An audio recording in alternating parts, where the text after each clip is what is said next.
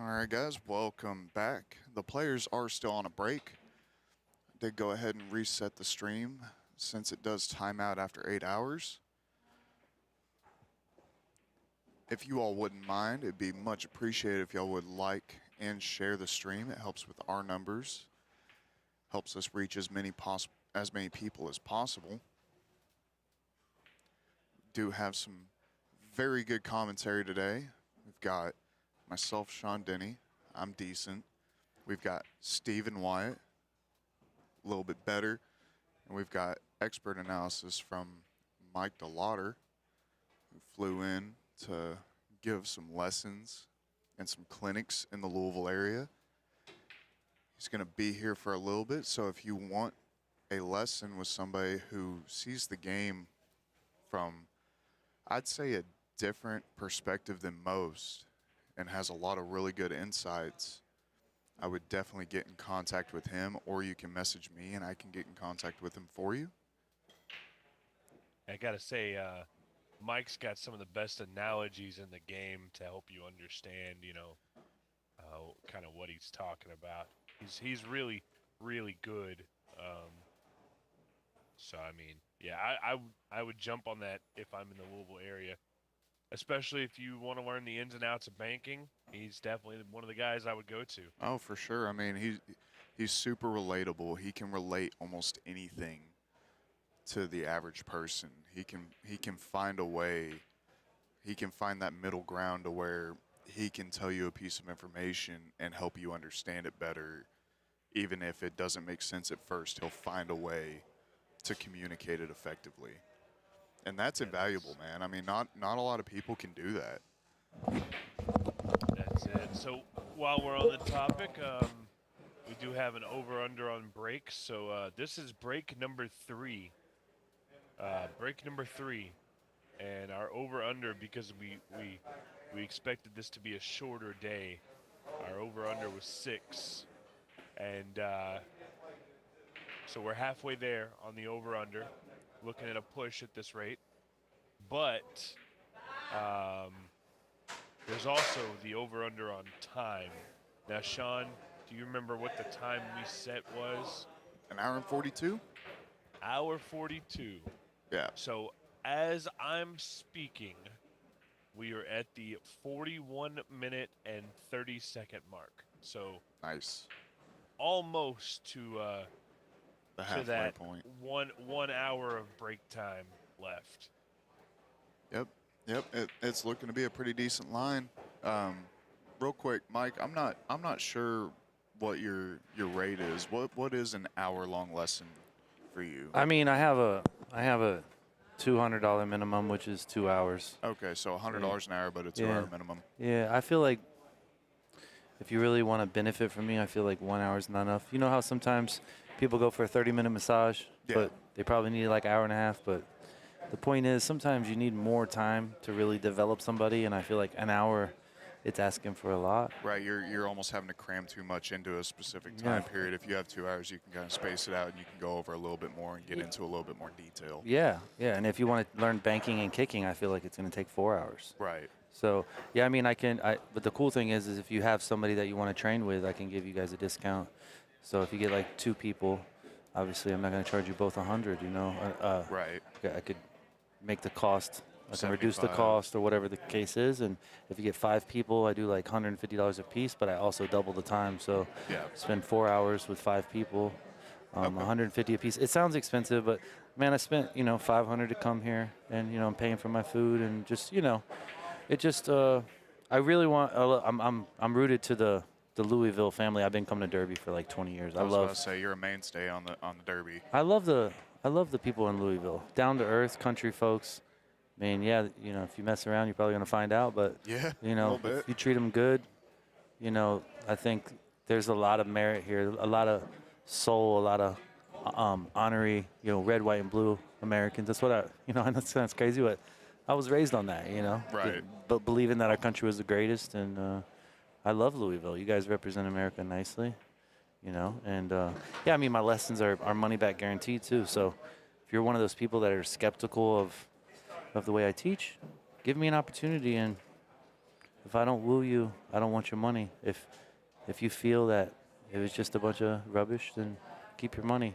Yeah. But if you do like the way I teach, help me spread the word. And I want to build the culture of pool. I mean, I've given lessons to Mickey Krause. I've given lessons to Poojas, the 2 world champions. Yeah, Poojas just won the Hanoi Open today. Both of them, when they were young men, they came to me at Derby and they were like, hey, Mike, I know you understand the physics of the mass, of the balls. And if somebody was to say, well, is Mike DeLauder's fundamentals perfect? I wish they were.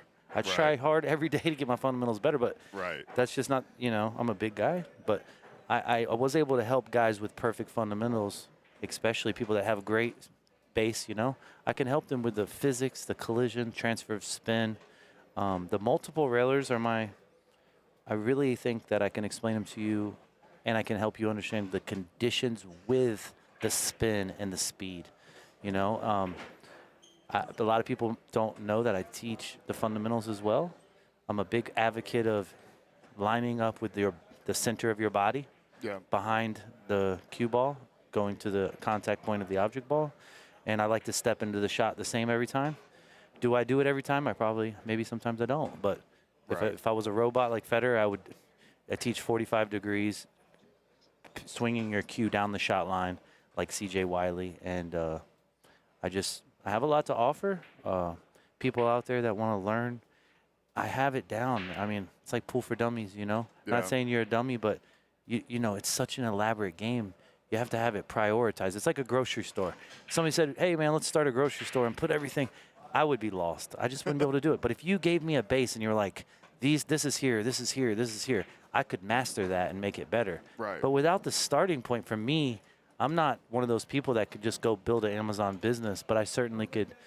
If you trained me the basis of your business, I could help your business grow. You know what I mean? So there's different mindsets. Some people can help you with your basis. Some people can help you. I'm just big on physics, spin, speed, and different edges.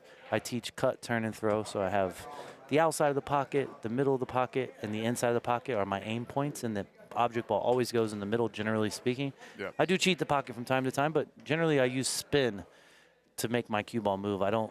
My ball still goes in the middle. Right, you're not trying to hit the left side of the pocket. You're trying to introduce spin and throw to make sure your cue ball gets to where you want it to go. Exactly. Yeah. So I teach if I want to kill my cue ball, either hit low or I hit outside, name the ball thicker. Yeah. They both slow the ball down. If I want to speed my cue ball up, I either get a larger angle, or I can use inside, or I can use no English with cut. I can cut the ball, the lesser of the ball, they call it. Yeah. So I can aim at the lesser of the ball, I can aim the ball thicker. But if I'm aiming at the lesser of the ball, I'm trying to move whitey. Right. If I'm aiming at the thicker amount of the ball, I'm trying to hold whitey. Yeah. So it's quite beautiful. I don't really need to give lessons. I clean roofs. I can go clean a roof and make 800 in an hour and a half or 2 hours. And it's not like me bragging. I'm just saying, pool is my love. Right. And if I can build my relationships with people through the game and get them to see who I am, I feel like I have more to offer.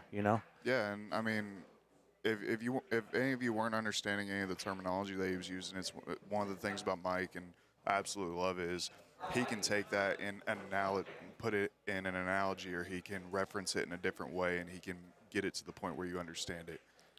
Yeah, for sure. I think the reason why people are not great students, right, is because terms confuse them. But I have the set of terms that are supposed to help you be able to communicate with me. So if you call me on the phone, you're like, hey, I hit the lesser of the ball, or I overcut the ball, or I thick the ball, or I had one tip of spin, or one adjustment of spin, one unit of spin, right? Yeah. Half a tip of spin. There's terms. So if we're able to communicate those terms, you can call me on the phone and we can really grow together. I don't need a pool table to help people. Right. I need you to be able to speak and communicate like a doctor. They use all these weird words, but they all know what they're talking about. So that's why they're able to jive, right? But if me and you are in the patient, in the room, and they're like, give me the 7-9 clavicle, it's like, sounds like bullshit. But once you learn the words, you can learn from the teacher. Yeah, and I mean, whenever you're at a doctor's office, they tell you, hey, you've got X whatever going on, and then they explain that to you, and then anytime something happens, you can just call them up on the phone. It's the same way with you. you explain to them, hey, this is the terminology I'm gonna use. If Exactly. you need something, call me, and we can go over it that way. It's a big factor in communicating, and I think you've played enough pool yourself to where I think all of this would make more. The more experience you have, the easier you are to teach. Oh, absolutely. So that's why I really have faith in your game, because you've hit a lot of balls, haven't you? I've hit a few in my day. So that's what it takes, guys. Is to be you want to be a mad scientist into a scientist. Yeah. You have to be outside, like Scotty Townsend would say. Everybody else is inside the box, and I'm outside the box. Right. You see the people here, they're inside. I'm way out yonder. Yeah. And what he was saying by that is pool is not an exact science, right? It has this thing called the condition of play, the variation of change, right? Yep. The tables change, so you're always adapting. So when you think of it as a perfect science, it's not. But you have to be outside the box to get to the inside of the box, if that makes sense. So. No, it does, for sure. So, yeah, it's a lot of fun. I got these guys over here. They're playing a tournament. So I think there's like 3 or 4 of them. They're signed up. And if you guys want to, I think I have room for one more. If you're down this way, I've been playing with Louis and Billy, and been playing with Sky, and like I said, Jay Hall. Yeah, Justin's like probably my best friend. I invited Justin to my wedding. He didn't show up, and I'm gonna make him. I told him I'd never talk about it again, but you know what? I paid $90 and for his guest, $180. Last time he beat me in bank pool, I stiffed him the last set. So that's for the wedding. Got him. He's like, man, you already stiffed me 3 times before that. I said, well, you deserve it. But yeah, I mean, Justin and Benji Buckley are 2 of my mental mentors. Yeah. I wouldn't say they taught me a lot about physics, but I will say that Justin and Benji Buckley have a mindset to where they can work through anything. Yeah, I was about to to say, I played Justin, it was like 3 or 4 years ago at Derby, and I love Justin. He's a good dude. Every interaction I've ever had with him has been great. Right before the match started, we went out to the bar and got a drink, and he was like, I had already bought the drinks, but he was like, hey, I'm gonna buy these, and I'm like, nope, they're already paid for, don't worry about it. And we go back in there, and I win the first game, and it's bank pool. I win the first game, and I was like, okay, I'm content now. And that's the wrong mindset. I should have been like, okay, I've won a game, now I've got a chance against a bank pool legend. And he proceeded to beat me 3 in a row after that. But I mean, to me, it was an accomplishment because bank is my favorite game. Yeah. And I was like, I just beat one of the best bankers in the world in 1 rack. Yeah, I mean, I'm gonna tell you what I try to do it, try to teach it, and it's hard to do. So what I'm about to say, I don't want you to think like, oh, easy answer, but you have to just be objective, right? Like when you've won and you're like, oh my God, I won, or when you've lost and you're like, I hate pool, right? You have to sit there and say, why do I like pool? It's because it's beautiful. It makes me feel great when it's working. It teaches me how to deal with my feelings, my emotions, all that good stuff. So long story short is that if you're objective, when you win or lose, it's way less high or low. Yeah. You know what I mean? It's for you got high. Right. Like, yes. Like I just hit that, like I'm fighting you. I punched you in the eye, like I got him. But then you fucking, boom, you fucking knock me out. Because I'm not being the same person that earned that first punch. Right. I earned the first punch, but that doesn't mean be arrogant and put myself out of position. Right. Right. And maybe you weren't being arrogant, but your heart rate or your emotions, you have to just try to be the same. Now, does that mean never yell out, never be? Of course, you gotta be you, authentic version. But understand that being objective is why you won the first game. Yeah. You know what I mean? And if you were just that person, all the way through, might have won the second game. Might have had a chance, but instead I went on that emotional high, and I kind of got beside myself and got out of my rhythm, out of my groove, and kind of out of the match. Yeah, and then plus Justin recognized where you were mentally based off the way you responded to it, and he can see that as either a strength or weakness, you know, depending on. And that's where I think great players are using their experiences, being able to understand emotionally where their opponent's at, you know? For sure. So, damn, he hit that good. Yeah, I can't believe he didn't at least contact it. Yeah, Hollywood's. I feel like he's playing better than earlier. Yeah, he's definitely. I mean, he's still kind of getting down on the ball quick, but he's not. The demeanor of him getting down on the ball is different than it was earlier, if that makes sense. Like, he's still getting into the shot really quickly, but it seems like he's got a little bit more confidence in what he's doing. And on the shots that he needs to take time, he is. All right, Kevin's a little bit thinner on this 8th than he wanted to be. Still should be okay, though. When you think about these conditions, guys, when you're going to play this ball flat with no English, you only have a couple options. You can kind of hit it firm, which is sketchy. You can use a touch of outside, which is kind of how I would prefer it.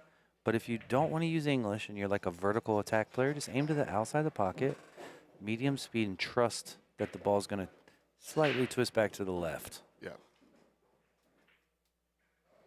Good shot.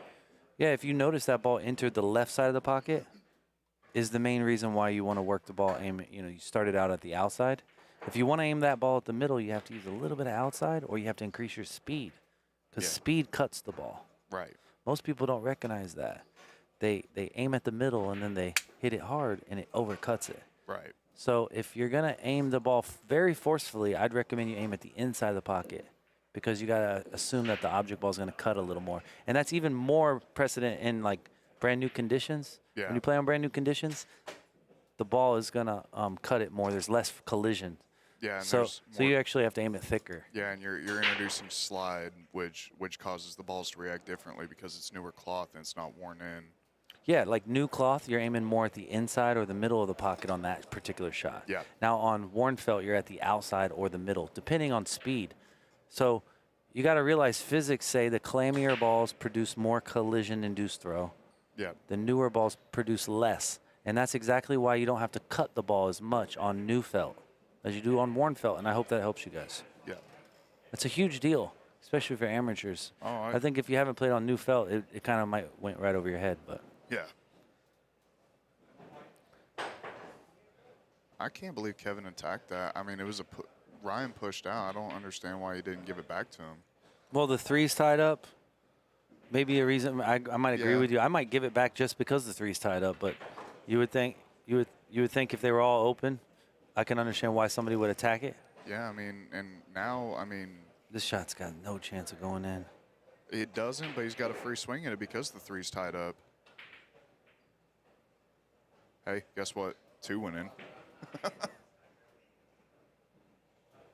He's got to let Whitey go here. This is gambling right here. He may overcut this ball. Might run into the 7, introduce a scratch to the shot. Honestly, I think if it was me, I would have.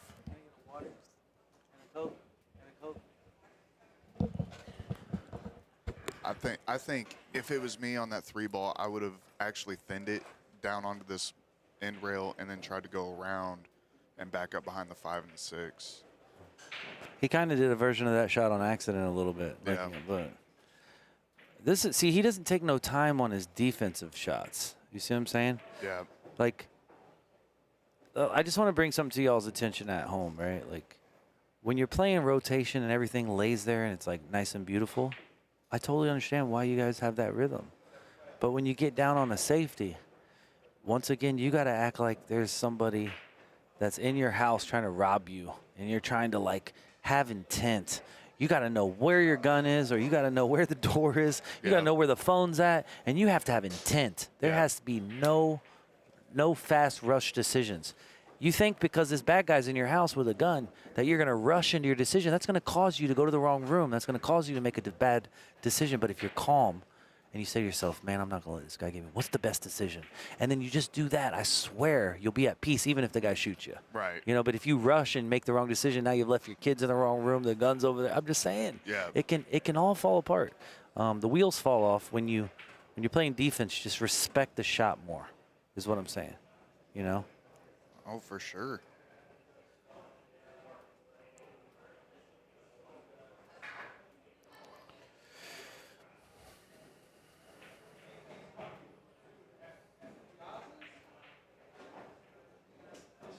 Good shot there by Kevin.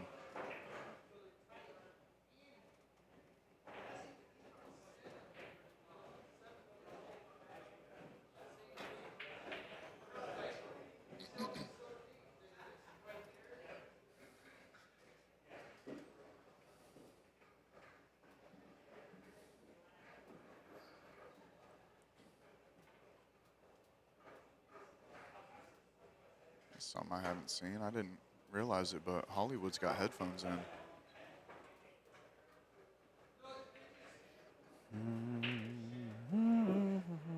What's the score? The score should be 20-12 in favor of Kevin. The scoreboard's showing 21-12. Is it 21-12? Yeah, I'm trying to think if that's... Yeah, that would be correct. He was at 18.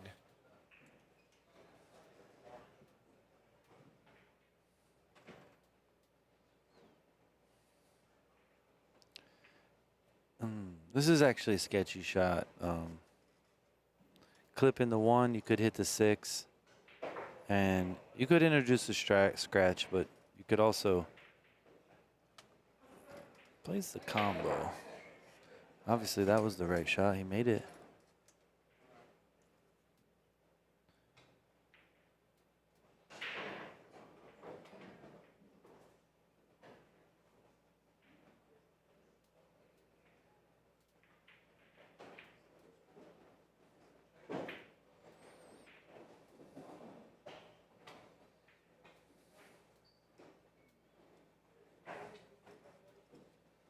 It appears that he has an edge, and if he does not have an edge, I like to bank the 3, under the 5, play the cue ball with inside English, under the 9. If you don't get hooked by the 9, you get hooked by the 8, the 7, the 5.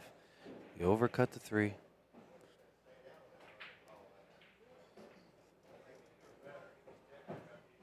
So for me, I'm aiming the 3 to go under the 5. Once again, that's a very particular detail, but I still feel he would have fared better.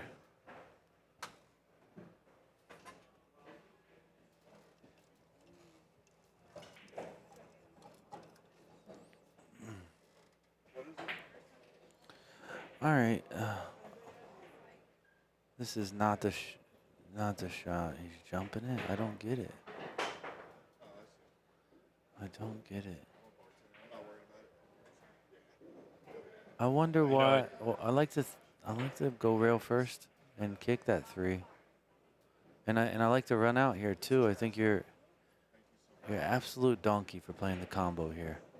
If you notice how he's cramped up on the rail, and if you notice how he can't cue the ball great, I think that's why the combo's no good. You know, you got literally 5 stop shots, and no matter how hard the table is, the combo is never the answer. The combo is a sense of desperation, and it proves that you don't belong on the table. Like, if you don't run 5 balls, you probably shouldn't be able to bet 20,000. And I'm not hating on Kevin. I'm just saying, you know, on a dirty table, the combo is actually more difficult. You got to use more speed. There's a lot going on with an off-angled combo when you have 5 out there and you're getting the 8. You know? Yeah. I just feel like he needs to play the spot. Stop riding the 9. Yeah, on day 1, whenever they were playing 9-ball, I noticed Kevin was trying to almost rush the spot a little bit. He was taking some wild swings at the 8-ball and the 9-ball. He wasn't just playing 9-ball. He was trying to go for the gusto too much. And today it seems like he's really toned it back a little bit, and he knows what he has to do in order to win. Yeah, just going back to specifically that jump shot that Hollywood played. I consider myself a pretty good jumper. So, like Mike, the way you are with banks, maybe I'm not as high of a level, but I'm a pretty distinguished jump shot player. So you understand that that's too much distance, is what you're about to say. Yeah, well, not only is it too much distance, but it's also just the way he got down on the shot. I mean, I'll take that shot, but I'm gonna need to really like level into the shot. He almost, and he did this before, Sean mentioned it, he almost, I want to say he almost, like, he got into the shot and then one-stroked because he was already kind of, like, in the jumping position. It was really weird. He just didn't give it the due diligence it needed. Yeah, when you jump, you got to have that routine, that fierceness. You know what I mean? Like, you got to get behind the ball. To make the ball. yeah, you got to get behind the ball and feel the weight of your cue and say to yourself, like, deliver your stroke. And I would say oftentimes we all over-deliver our stroke because we're not thriving for the detail. We got to search for detail. All pool is everybody can do kind of relatively the same thing, but the detail is where it's at. And I think you make a great, a good conversation piece that he didn't have a routine after he made up his decision. So he needs to be behind the ball and kind of say, okay, I've made my decision, check. Now I stand behind the ball, warm my stroke up, check. Is my angle of attack nice? Check. And then you deliver your stroke. But you're giving yourself a really, really good chance. It's like a pilot. How do they get off the ground? They have a checklist. You know what I mean? And I think Hollywood's checklist is a little fast. He's getting the plane in the air still, but it's not as effective as it would be if he had that pre-shot, you know? He's running on 3 engines instead of 4 because he's not going through everything. Exactly. Yeah. He might have forget to put the lights on, or it's just so many little details in every aspect of life. The more that you are detailed, the more consistent you can be, right? Yep. Wonder what he's gonna do here. I hope he doesn't try to do the straight back. Golly. That angle's, I mean, I know the cloth is holding a little bit, but that angle still seems a little bit wide for the straight back. Honestly, I'm kind of curious. I know the 9 ball was big, but I'm still kind of curious as to why he didn't try and drag his cue ball out. Wow. There's a good bank, but he's going to have to keep working hard for this. I feel like there's a good spot where he can lay down and get behind this 9 ball. Do you guys remember when he thicked this ball? Sorry for interrupting, but do you remember when he thicked this? Or he thicked the same ball earlier. Yeah. He rolled it. You have to overcut this ball. Yeah. The clammy balls, the conditions, the temperature, the felt. Sorry for interrupting, but you got to make sure if you're playing this 6, you aim at the lesser of the ball. So that means look at the middle of the pocket. Make sure you aim at lesser than the middle. Aim at the outside. You're overcut to overcut it, and he didn't do it there. He got really fortunate that the ball fell. Damn. That's crazy. Yeah, that's a good call there, Mike. It's a good. If he makes this shot, he might win the set. I mean, this would be huge. He's drilled it once, a little bit of a bounce. He's got it. I'm just keeping it real with you guys, man. Mark Ryan's a momentum player, and he's been overcutting this ball a little bit, just kind of over-rolling it. Come on, Ryan. Overhit it. He's overhit it. Damn. He's overhit it. Damn. Now he's going to have to get either an extension or the a guy bridge. gave it to him. Nah, I don't think he did. I think he's he did. Extension. Did he? Yeah, he did. I would never give anybody this shot. I don't know where Ryan's going. Can't change your mind now. He said that's good. Let me ask. I got to ask. Here, hold.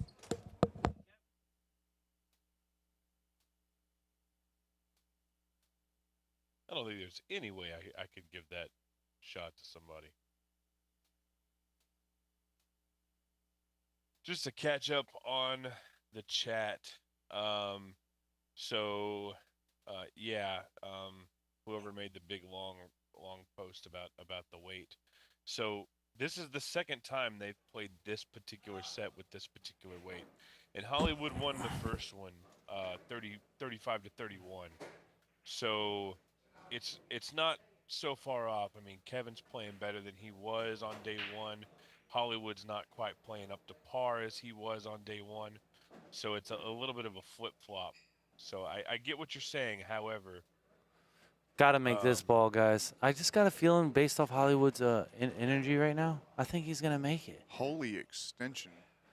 What's the key to this ball, guys? You line up the 2 edges, the left edge of the cue ball, the right edge of the 9 ball. Yep. Now just remember, if you aim at that amount, you will thick it. You have to aim at lesser. So you're aiming at the back edge of the 9, not the front edge. Yeah, you're actually almost aiming to overcut the ball. To miss the ball. Yeah. Because when you have 2 round edges, look, if you aim edge to edge, they overlap. Yep. But if you aim to miss it, look, the 2 nails hit, you see? Yeah. So if you're aiming at the lesser of the ball, you'll clip the back edge of the 9. If you aim it at the face of the ball, you always thick it. He's hit it good. Watch out the scratch. Yeah. oh no. That was always the issue. Man, That's terrible. rough. That breaks my heart. Do you know how hard it is to overcut that ball and scratch? You had to have applied English on it. Yeah, on I accident. think you accidentally put a little bit of a little bit of Right, ride outside. on it. Yeah. And I mean, when you're stretching out like that, it is tougher to make a true hit on the cue ball. So you might accidentally introduce English. But one thing I will say, I do like the fact that no matter what, both of these players are having to shoot at every single money ball. Like Kevin had ball in hand there, the 9 was coming up on the spot, and Hollywood still made him shoot it. I know. I like that. Whenever you're playing for big money, I think that's the way it should be. Listen, I played a guy the other day ago I've been friends with for 20 years.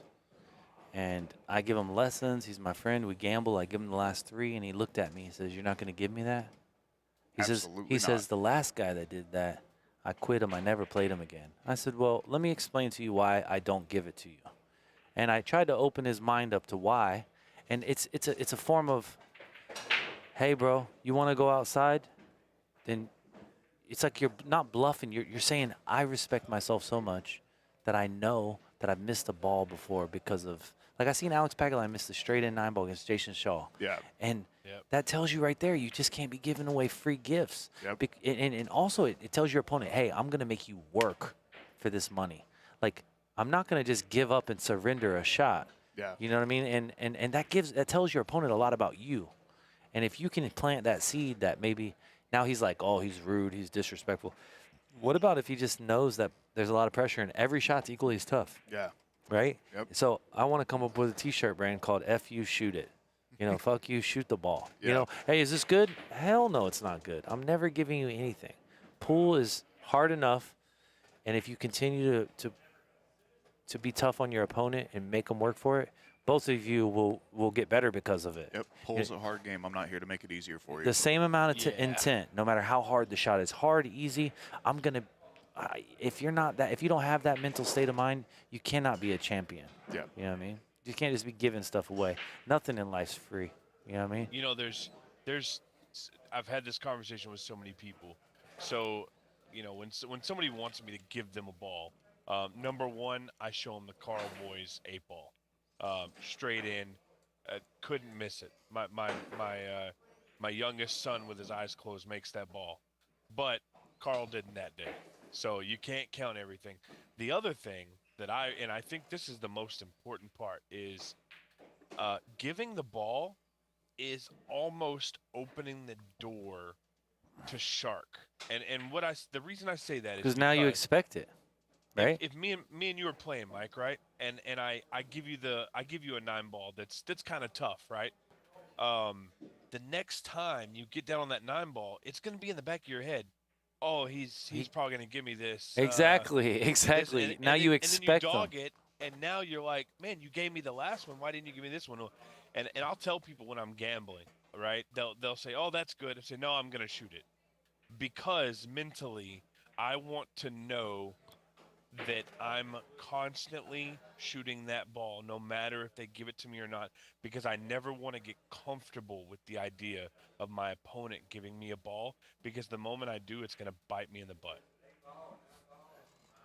100%. It's a guarantee. I've seen it happen. Yeah, so the many key times. to this, Steve, is that just don't ever assume they're ever going to give it to you, because once you assume, it will shark you. I agree with you 1,010%. That never assume. If somebody gives it to you, that's a gift from them. That doesn't mean you have to give them anything. Yeah. But if you assume, you're definitely going to get sharked, right? Because when they don't give it to you, you're like, man, this guy's bipolar or something. I don't know. Yeah, exactly. You know what I mean? Especially when it's, you know, it's always the questionable, you know, is this good enough for him to give it to me? No ball is good enough for me to give it to you. You're going to shoot every one. I don't care if you have ball in hand, because I don't want it to ever get to the point where it could be considered a form of sharking.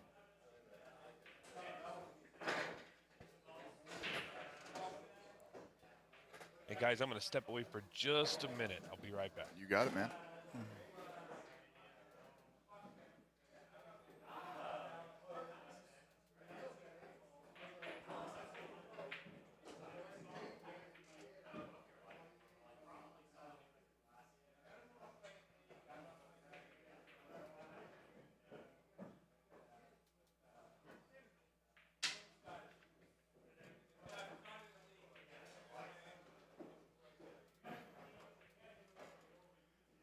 Kevin's starting to really pull away from this one. What's the score? 22-12, I think. I'm pretty sure. Let me double check.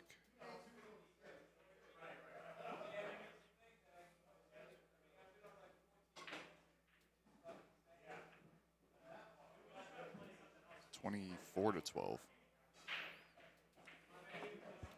Yeah, Kevin needs 11. Hollywood needs 23.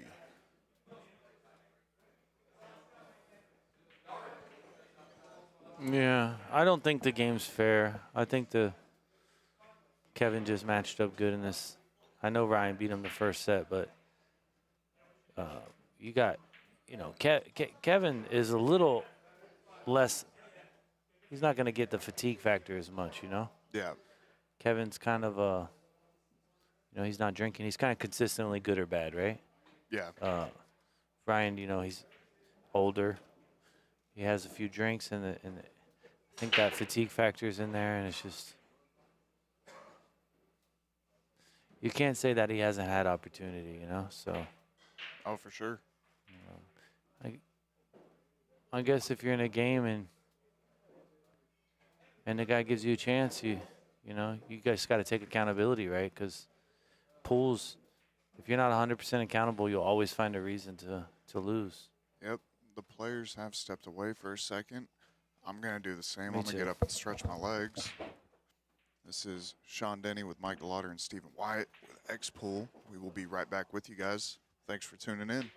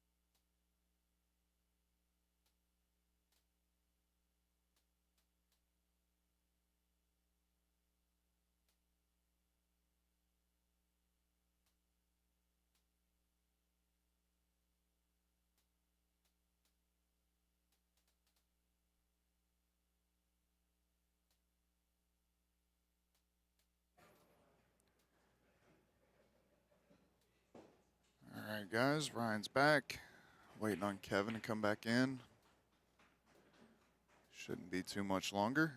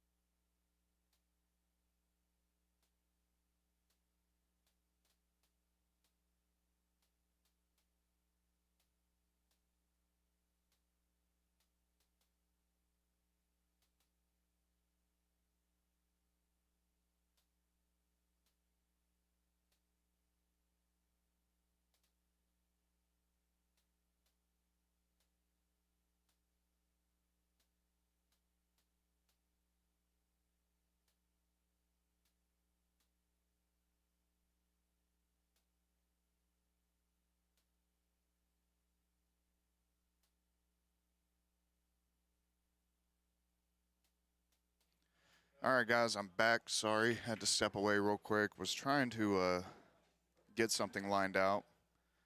I have not talked to our fearless leader, Kyle. He is out of town on a much-needed vacation. I think he's earned it and deserves it. So let me see. How many people do we have watching at this moment? My phone's not telling me.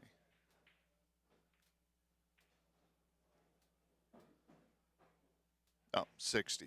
All right, so there's 60 of you in here. This is a free stream, and I've got a deal for you. So I have not talked to Kyle about this. This is coming out of my own pocket, but I'm gonna do a giveaway right now. If you like the stream and share the stream and tag at least 3 people in the comments of this live video, you have to do all 3. You're going to be entered into a random drawing for a chance to win a pay-per-view of your choice. One singular pay-per-view of your choice. And you can redeem it at any point. Like I said, it will come out of my pocket because Kyle's not here for me to ask permission, so I'm just going to go ahead and do it.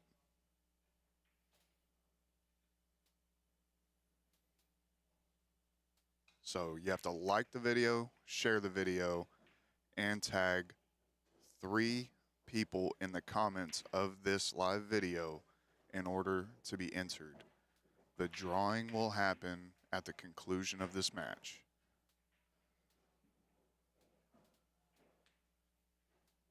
And you All right, I did it first. Do I win?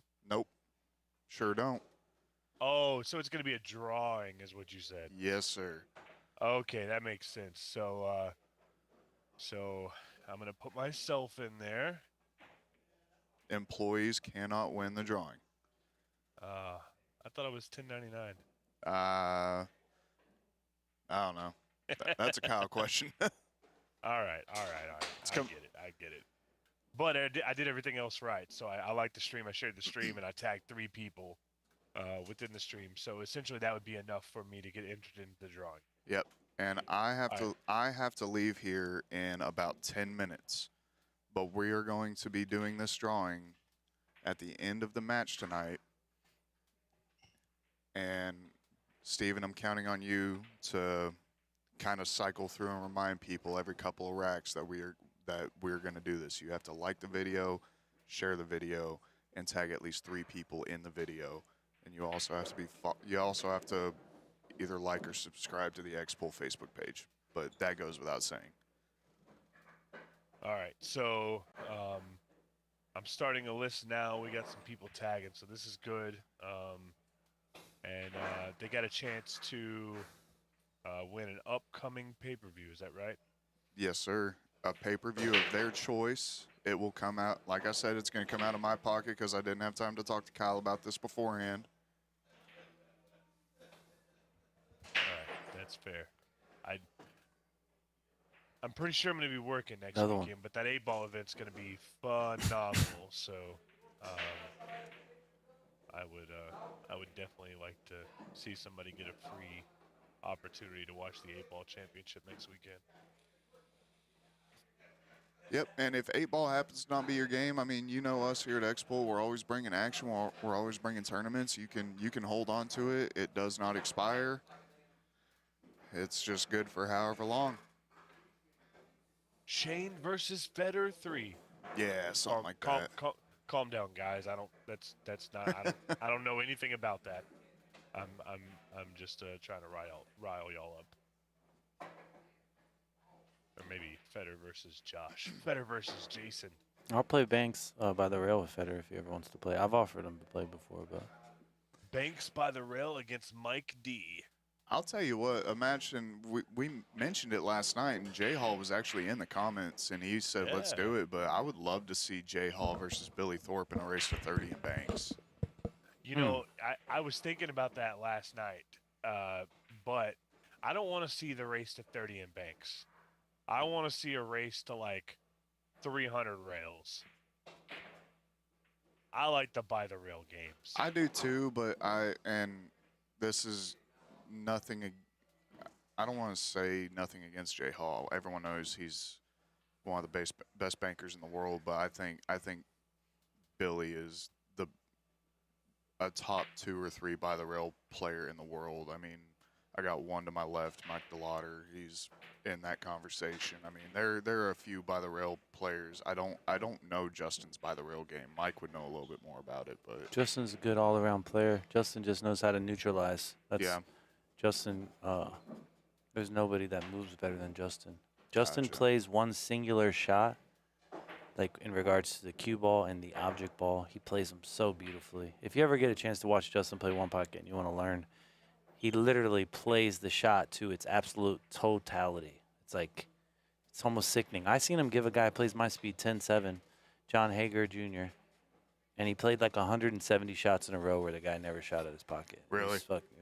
Gosh. It was like, oh my God. And then the code to find out after I leave, he only wins 2 games.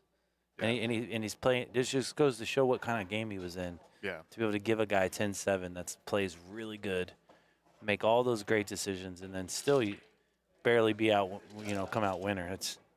But yeah, That's tough. Justin does it different. I don't know how to explain it to people, but he's another animal. When he wants it, he gets it. That's just. Well, there it is. By the rail, 300 rails. Yeah, I would play Federer like that for sure. He might rob me. I mean, his fundamentals are so beautiful, but I feel like my bank fundamentals are really good because it's almost like muscle memory in a sense. But I have a system for my banking. I think Federer has a system for his beautiful fundamentals. He really takes his time. He's the best in the world. I mean, Yeah. I just think if I ever was going to beat him, it's not going to be a 9-ball. That's for sure. Yeah. But yeah, I think Justin could probably beat him at banks and one pocket if he was, on his. Oh, You know what I mean? Kevin. Wow. Yeah, Kevin wants to be broke down here. It's kind of crazy. He lingers at the table, chalks his cue. I don't know about you guys, but Ryan's at the table. Kevin needs to get off the table. It's kind of like, why are you lingering around, bro? Yeah. All right, guys. Only 6 of you in the drawing so far. Technically 5. I don't count. Oh yeah, Steven doesn't count. So you've got if you get in right now, you've got a 1 in 6 chance. Pretty good odds. Yeah, it's like 17.3%. I understand that cutting the ball could work out for you. And also, the 8-ball being in that position makes it a little more sketchy to me. Yeah, I think I'd rather see him just bank it 2 rails out like that. Just has to go. All right, he's done all right. It's not terrible. I like to use a little more high ball to kind of hold it there. If Yeah. that makes sense. It's where the cue ball doesn't come back up into the middle of the table. His ball released. If you put more high, it's kind of like it holds it on the bottom, the end rail. Yeah. I call it the bottom rail, it's the end rail. Straight back. They just played banks for. I think only one bank's been missed so far. I know.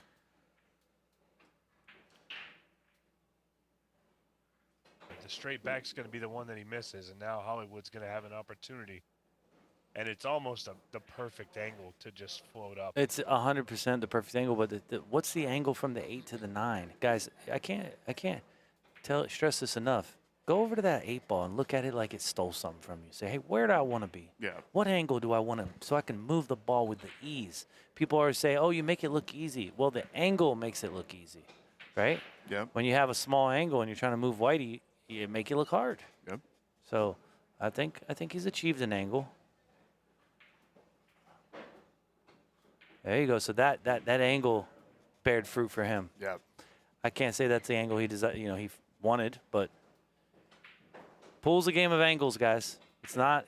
You can't juke the stroke. You can't change your stroke every time. Physics is not constant unless your stroke is constant. So if you're measuring spin and you're measuring speed, you should be able to move the ball with ease. If you're trying to move the ball with power, the pocket shrinks up, the deflection's more, everything is more complicated, right? Like if I try to punch a guy and knock him out and I miss, hit him, I lose efficiency. Like I'm only hitting 60% of them with 100% swing. Yeah. I'm only getting 60%, right? What Yep. about if I just hit him with the old 70%, 100%? I'm always going to be 70%. Do you get what I'm saying? So Yeah. sometimes trying to be the consistent version of yourself will bear more fruit than trying to just over-create. I'm guilty of trying to go for the driver when I probably should just use a 5-iron or a 3-wood and just not go for so much. I'm not Bryson DeChambeau. Right. You know what I mean? Go ahead and accept. It's okay to lay up here. And Exactly. I mean, Ryan breaks way better than Hollywood. So, damn. Just can't get a shot off the break. All right, guys, that's going to do it for my time in the booth. I'm going to leave you in capable hands with Mike DeLauder and Stephen Wyatt. Remember, all you got to do is like and share the video, be following X-Pool on Facebook, and tag 3 people to be entered for a chance to win a free pay-per-view on X-Pool. Guys, thanks for having me in. It's capable hands from here. Y'all got this. Thank you, everyone, for tuning in. Thank you, Sean. Appreciate it. And, yeah, so here we are. The inmates are running the asylum, Mike. Free Okay. passes for everybody. No, I'm kidding. Okay, so Can't do that. what you're playing here, you got a couple options. You can, this is the one I like. I like to clip the 1 and go under the 8. You could also bank the 1 down by the 8 and slide under the 6. That one seems like it produces a scratch possibly. I like just kind of overcutting the 1 and actually hiding behind the 3 or the 8. The fact that you're hitting the lesser of the ball here is going to make your cue ball go further. I would never use like an outside spin here because it sells out. I'm going to overcut it with just dead left. No outside English. Dead left. He banks it down there. Ooh. That's just not. It's not. I'd like to see him just overcut that ball and just play Whitey down to in rail. Very easy to execute that shot. So he's got a combo here. Look for the scratch because he's got to overcut the 1. So look for that cue ball to go down table. See what happens.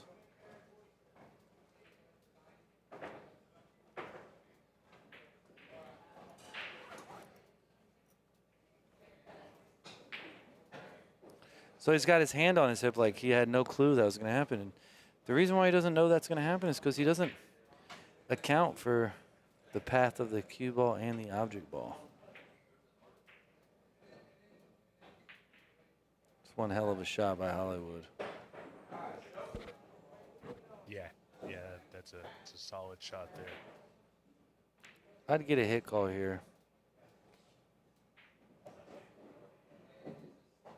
Tell you right now, it's going to be good. But did it turn out good? It didn't turn out good. I'm going to play the 9 here. I'm going to take my time. But I'm going to 100%. The thing is, you could foul here if you don't hit it hard enough. So I'm going to draw the cue ball to that end rail and put it behind the 6. Just like that. If you see, the thing people don't realize is when you're playing that combo, sometimes you get light on it and you don't get a rail. But the fact that he's drawing the ball allows him to attack it and play defense. So that is a combo that I would accept from a coaching standpoint. However, if you have no insurance on the 6, that combo's a little wild, isn't it? Yeah. You feel what I'm saying? Like the combos aren't only good when you have insurance. Or if the 9's hanging in the hole, obviously. You know? I'll tell you what, it's real important here for Ryan to win this game. You don't want Kevin to double up your score. This is a really big game in this set. Obviously, anybody can come back from anything. We saw that with Dennis and Shane. You know, anything can happen. But you really don't want to have to come back from a deficit of double your score, especially when double your score is 13 games. Yeah, I mean, deficits make history also, though, right? Like, if you can overcome a deficit, it makes a moment that's almost like euphoric. So, you know. That's true. That's why everybody remembers that match with Shane and Dennis. Is it's not just about the 119. It was about the 84 to 108 comeback. I was there for that match. It was in the one in Oklahoma. Yeah. I commentated some of that match. Yeah, I was only for 2 hours, I think, but I was not there. I was watching at home, but I was involved a little bit with the production of that one and then the following one as well. So, yeah, one of the biggest matches in history. I think the only thing that really matches up to that is the Federer and Shane 10-ball matches and the Shane and Cheng Jung-Lin 10-ball match. Oh, wow. How do you squeeze between those two balls? How do you do that? Right in between the 8 and 9. It was such a beautiful cut, too. So here's a great example of the 3, right? I like to go forward to play shape to the 4, not backwards. Remember, forward momentum is always going to be more predictable for position purposes. Going backwards 6 inches, 8 inches is kind of sketchy. You can decelerate. Yeah. Oh, God no. damn, Ryan. Yeah, he took that one for granted, it seems like. Maybe not in thought process, but in execution.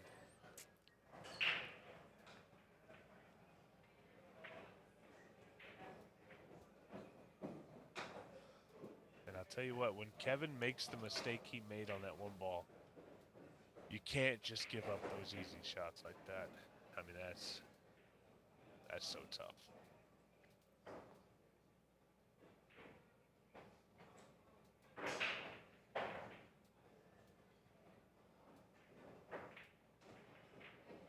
I mean, when you have ball in hand and you get on that second ball, you get out of line.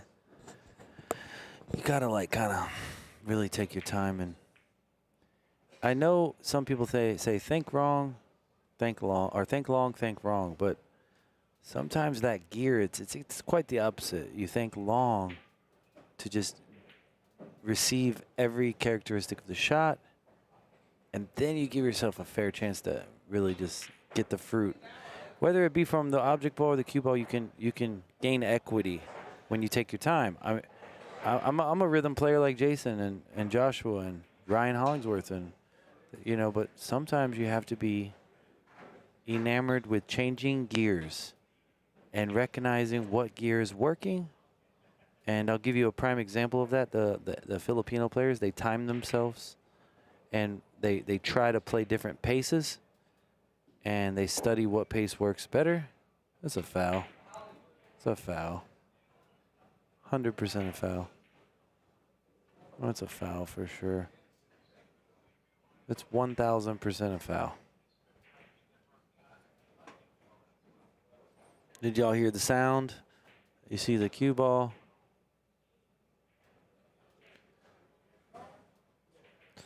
Yeah, this is Hollywood's going to let his stroke out. Just make sure you cut the ball. He's going to have a tough 8 also. No matter how you look at it. It's like an identical shot. You just have to make the ball shoot through the 8 and take your medicine.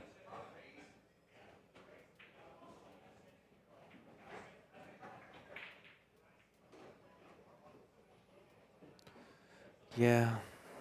Yeah, Hollywood's just not having a good day so far.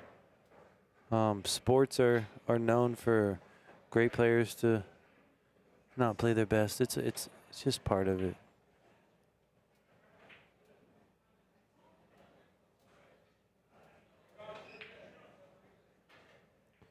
And Kevin's up a lot. He drops his cue. I just think I think when you're up, oh my goodness, this is actually a tougher shot than it looks.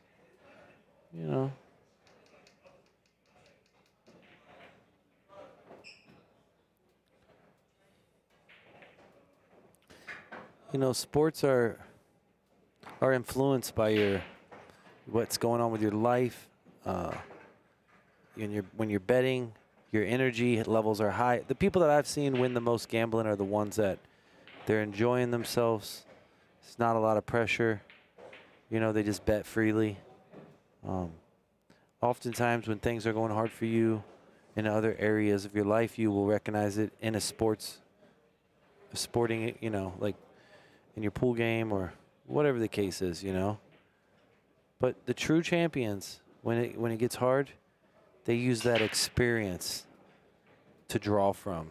And when you can do that, you'll be at peace and you'll be the most polished version of yourself. So, all right, he's got this opening 1 ball here. The 3's in a perfect position.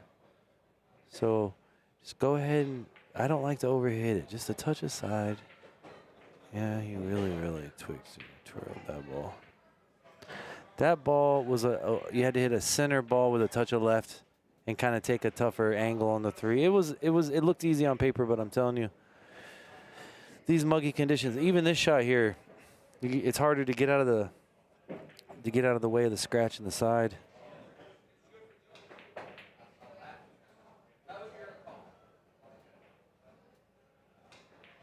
Ryan's going to bank this and swing Whitey around. 2 rail. Oh, he made it 1 rail.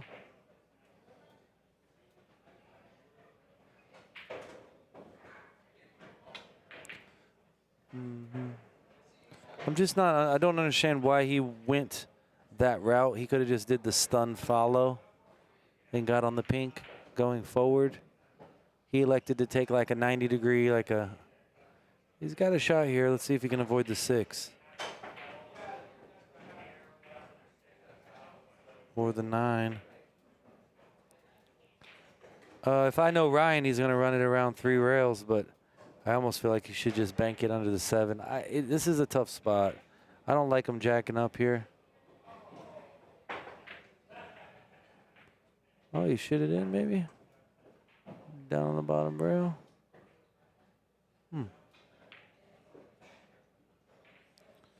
The one thing about Ryan Hollingsowrth, is that he truly is an entertainer, guys. He's got a guy that's got more money than knows what to do with behind him. And he's enjoying himself. He's just, you know, maybe some of the shots he's not supposed to take, you know. But that's his way. If you have a way that you live dangerously, you come to the pool table, you're going to be a dangerous style player. If you're a conservative, probably that's the style you're going to play as well. So just, you know, just to get you to understand some of these players' mindsets. Not everybody's going to have the same decision-making, have the same mentality. So you get different shot selections. Still quite beautiful to watch. This bank looks like it's wired if he could just get over it. But I'd like to play safe and bank it over by the 9. Okay, so let me explain to what happened there. He's elevated, jumping the ball, but he changed his angle of attack. So the ball actually jumped further than he anticipated. Because he didn't maintain his angle of attack, he reduced his angle. That means the angle out is going to be elongated. So it umbrellas open, which caused him to hit on top of the ball instead of in front of the ball. This is actually a little bit of a tough shot on this table. He didn't quite get there. And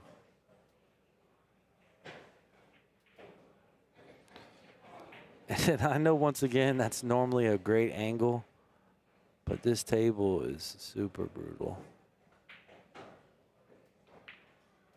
Ryan's just using too much stroke, man. He's pinning himself up against the rail. He's elevated here. I ain't mad at you, Ryan. Come on, Ryan. Come on, Ryan. Put that thing on it, Ryan. I bet he's going to yell out there.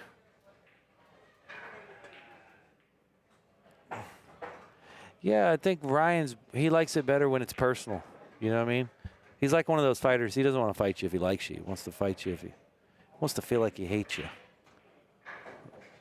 So I will say Ryan's break is 100% better than Old ping pang pongs. We'll call them ping-a-ling for short. But yeah, I mean, the match is close. The break would play a bigger factor. Ryan's been overhitting him a little bit, so the one's been coming down the bottom rail.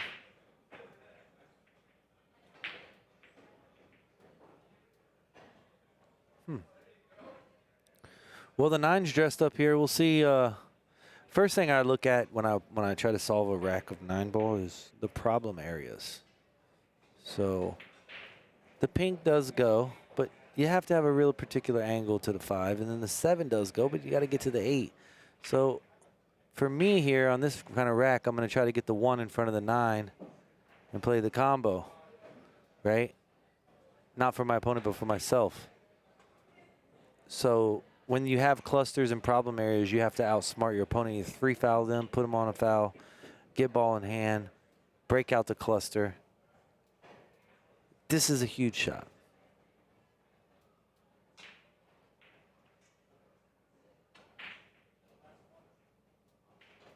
Dang. Well,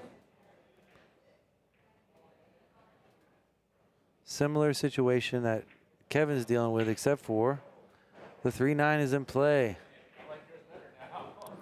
He also has a little bit of issue with the 4-8, so you will see him go for the combo. But for me, on a dirty table, it's not just all about the straight and combo. It's about trying to articulate the cue ball so you can have insurance, right? Sometimes you try to play a blanketed area on a combo because it's so easy. But on this table, you need to be more specific. You know what I mean? So something to think about for you guys out there. So now he's got to back cut the 3 to overcut the 9. I'll bet even money he misses this shot. Dirty table. It's almost like it's a give up. I mean, I get it. You play it, but I'm gonna try to play the whitey around table, put it behind the 5. Doesn't look like he's doing that.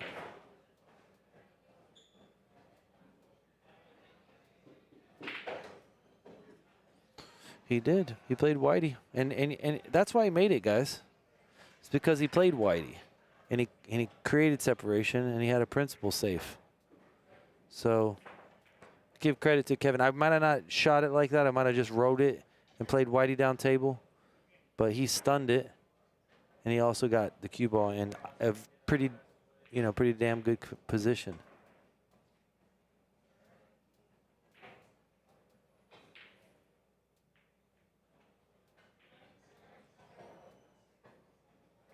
Yeah, Kevin's break. If you guys see Kevin's break, let me express something to you about Kevin's break. He has his feet wide like a pull stroke. Is anybody under the impression that a break stroke is not the same as a pull stroke? Unless you're doing like the Magic Rack bar table, like 9-ball break like Sky Woodward, then yes, that's a pull stroke. But a real break is kind of like you have to put your left foot on the shot line. Now, if you look at Kevin when he's playing pool, he has an open stance, and that's because that's for balance purposes. But when he is breaking the balls, I feel like he has to close his left foot down because you go through the ball further. Therefore, you finish on your balance point. I hope that helps you guys out. You know, your pool stance is not applicable on the break shot. You want to close your if you're right-handed, your left foot, like right here, his left foot's over the shot line. It's not open, is it? It's on the shot line because he's on one foot, and that's how he created balance, right? There's times where when you have perfect balance, your left foot's going to be to the left of the shot line. But if you're breaking the balls, you have to close that foot down so you can put more power into the shot.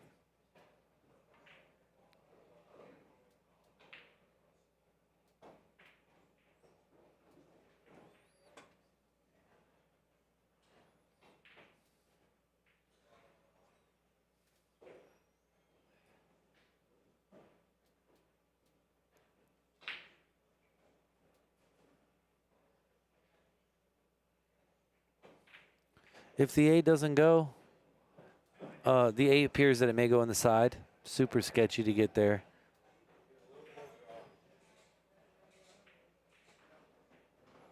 That's a very, very technical stroke, guys. I mean, for some of the bad shots Ryan's made, I'm going to tell you, man, he's made some equally great shots. You got to give him a little credit for that. I like to play this in the side. He's playing in the corner.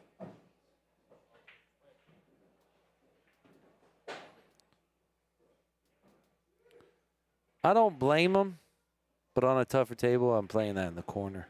I mean, in the side pocket. Look for Kevin to thick this ball.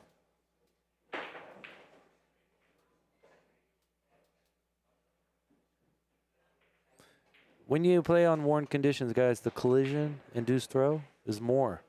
So when you cross the face of the ball on a larger angle, you're unevenly distributing the weight of the object ball. So what that means is you're literally applying right spin on the 5 ball, which I know most people know that. But on the dirtier conditions, it's more profound. So you actually have to cut it more than you anticipate. Okay? And really hope that helps you guys.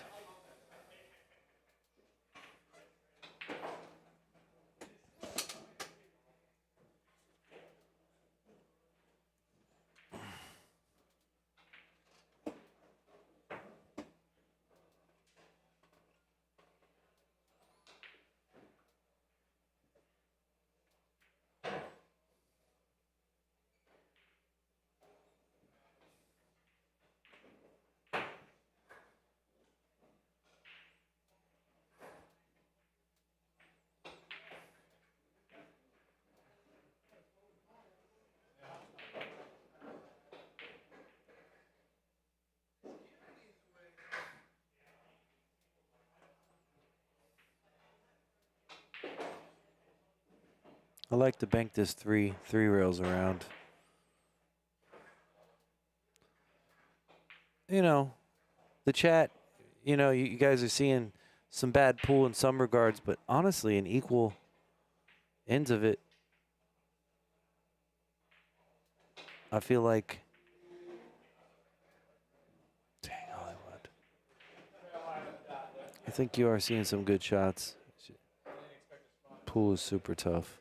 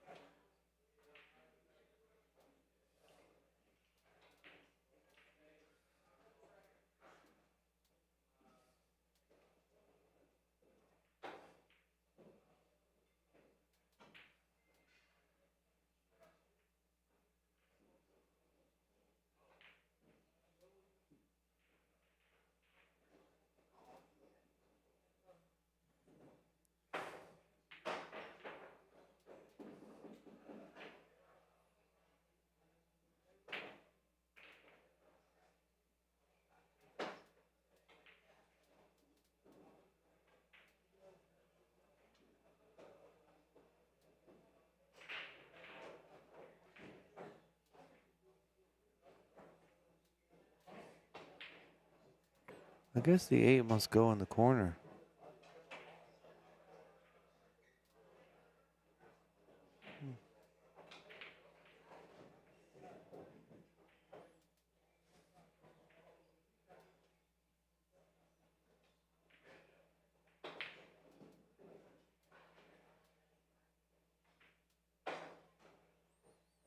All right, just shows the camera angle. You can't always tell, guys.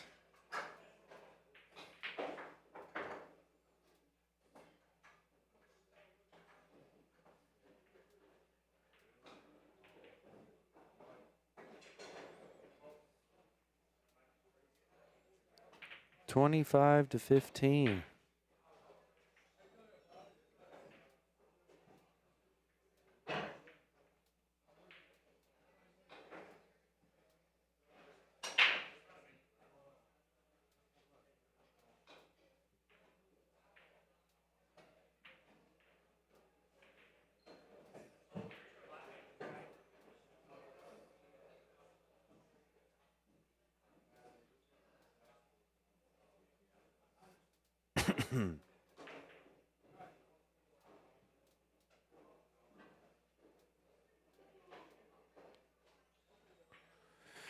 27-15. We're on to another break.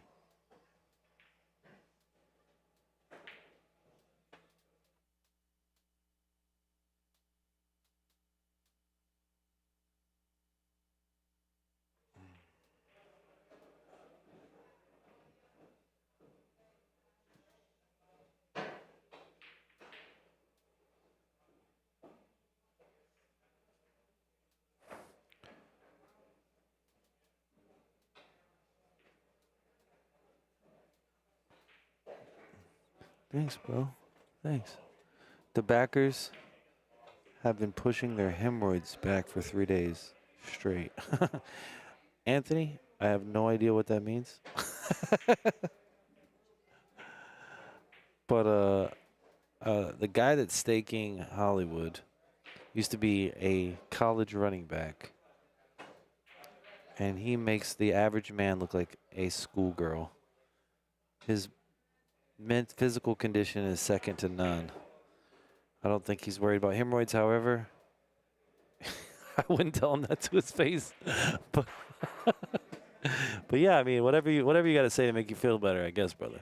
I'm going to take a break.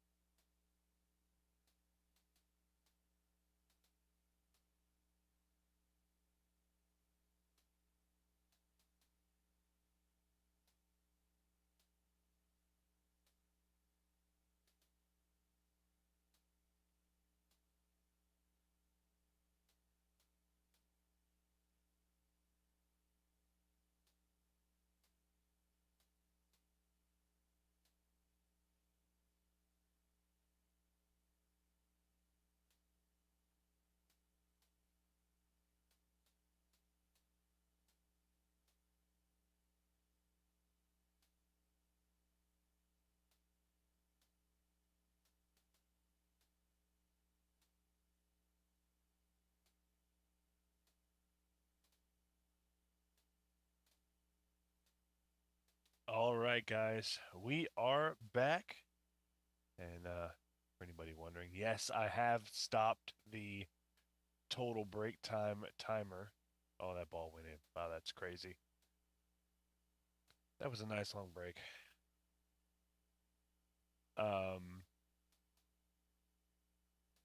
So that being said, guys, do me a favor.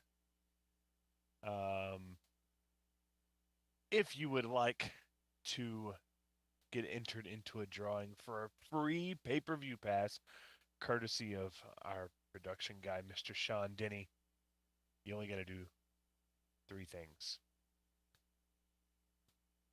Like the X-Pool Facebook page, share this stream, and tag 3 people in the comments right now, and I will add your name to the list, and we will draw as soon as the match is over, and you could use that to get any pay-per-view pass you desire.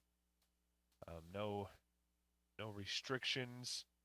Obviously, we have the 8-Ball Championship coming up next weekend, but if 8-Ball's not your jam, any other event that we do, you can hold on to that free pass, and Sean will take care of it for you. So once again, like the X-Pool Facebook page, share this stream, and tag 3 people in the comments, and I'll add your name to that list. We'll do the drawing after the match is over.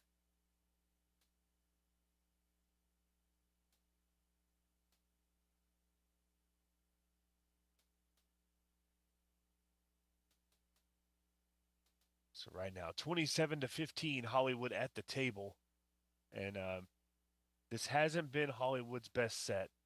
He's struggled. And I was gonna say maybe that break is what he needed, but I don't know. This is a tough deficit to come back from. Kevin Ping needs 8 games to win the match, and Hollywood needs 15, almost doubling the amount of games that he needs. Oh, I'm sorry. Actually, no, he is doubling because he needs 20. It's a 20-8 race right now. That's about 2.5 games to 1. Oh wow, well, I had an extra one of that there. 28 is the new total. So Kevin Ping 7 games away from this $40,000 payday.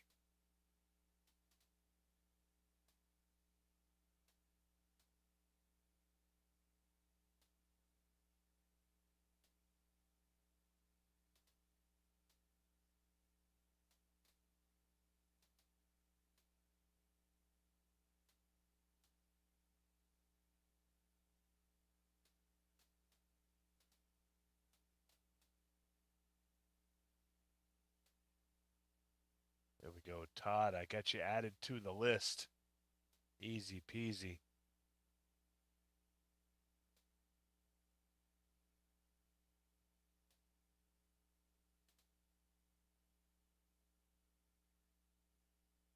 All right.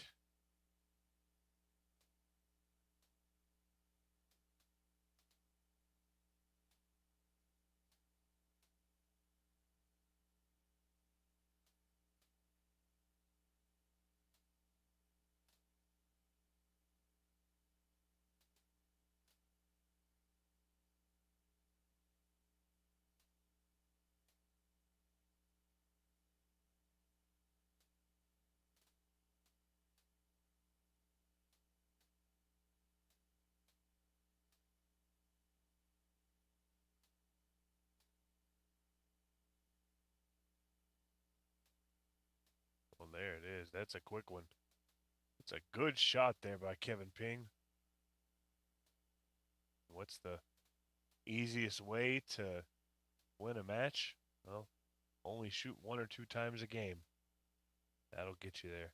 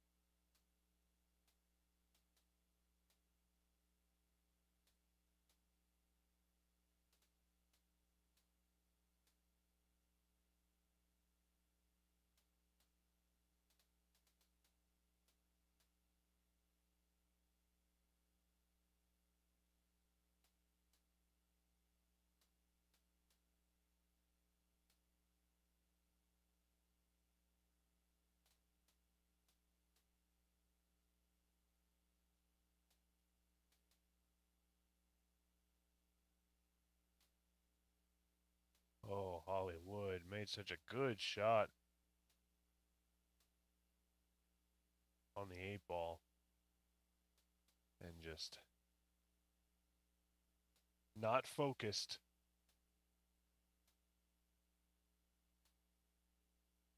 Something is keeping him from being able to play up to his ability.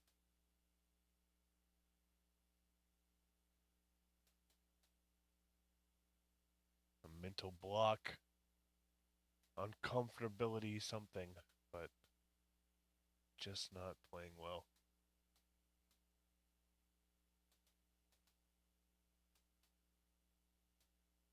Kevin Ping doing all the right things. It's now 30-15.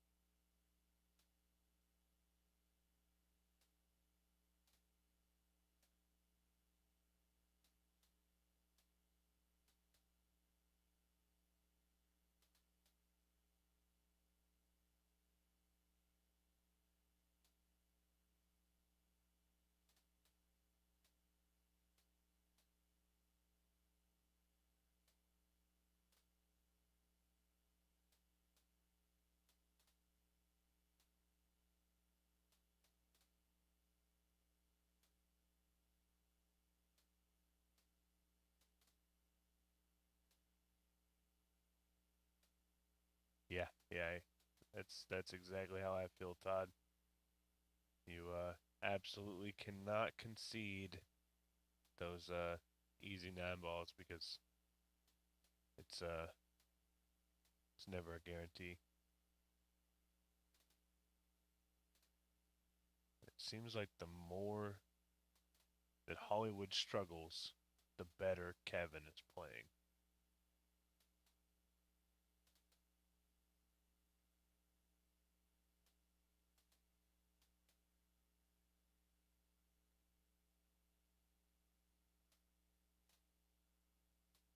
Tried to make the 8-ball there.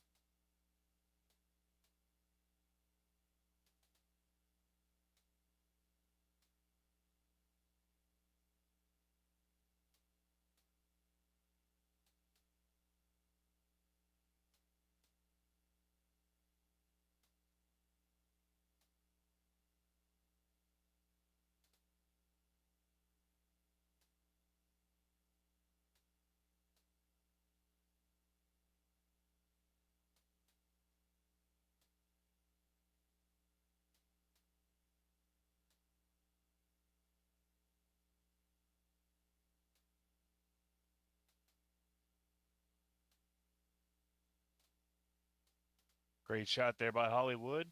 Now let that ball stop and settle down before you shoot this ball. Smoothed it in. All right. 16-30.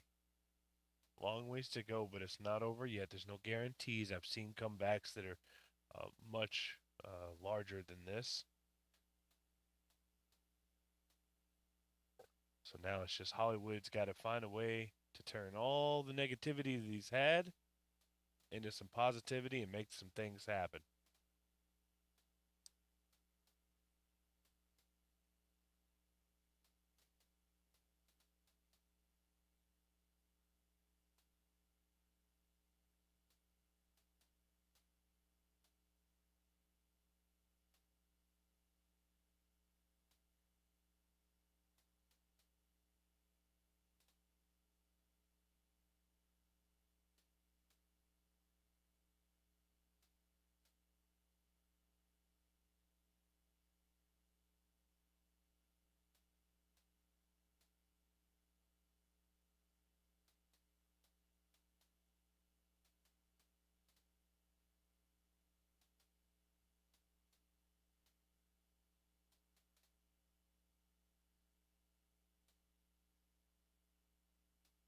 Well, look at here. Here's an opportunity. The 9-ball. The 8-ball makes that pocket huge. So honestly, I'm banking at the 1 to the side pocket, and I'm trying to go into the 9 pretty heavy.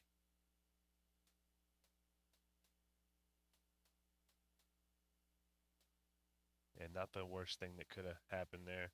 Definitely could have had better things happen, but not the worst.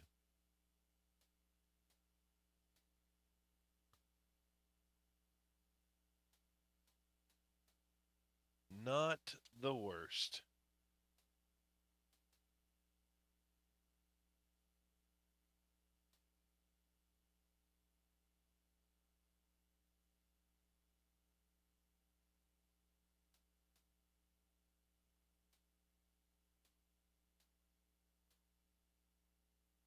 The only problem is for Hollywood, as Kevin is playing real well. And he's getting that 8-ball. 31-16.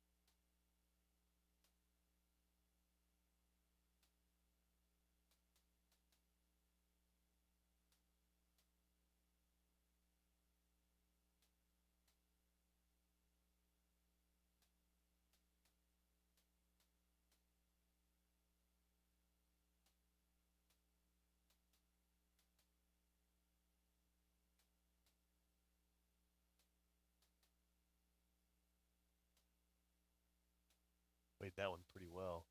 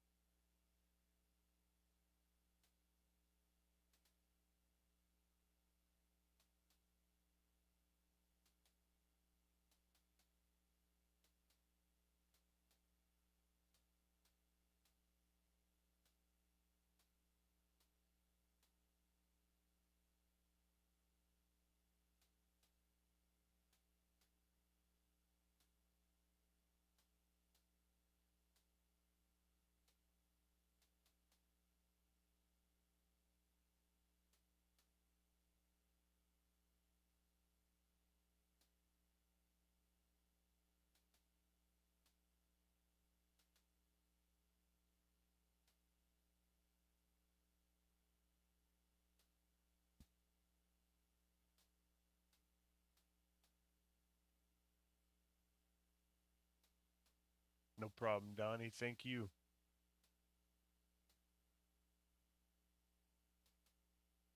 Tough shot here on this 3-ball. I don't know if he can see it all. He must be able to the way he's looking at it, but I don't know. It looks like he might be hooked a little. Maybe he's trying to maybe he can just clip it. I'm not sure he can make it. No, he did make it. He ended up all the way up table. It's gonna be tough. But not the easiest combo. You're cutting the 4 out a little bit so you can kind of control your cue ball a little. Well, until the 9-ball kisses it. But hey, he's got it in. There's more than one way to skin a cat.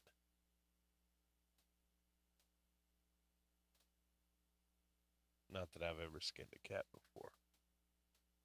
And I really don't know of any other than one way. That's a really weird analogy.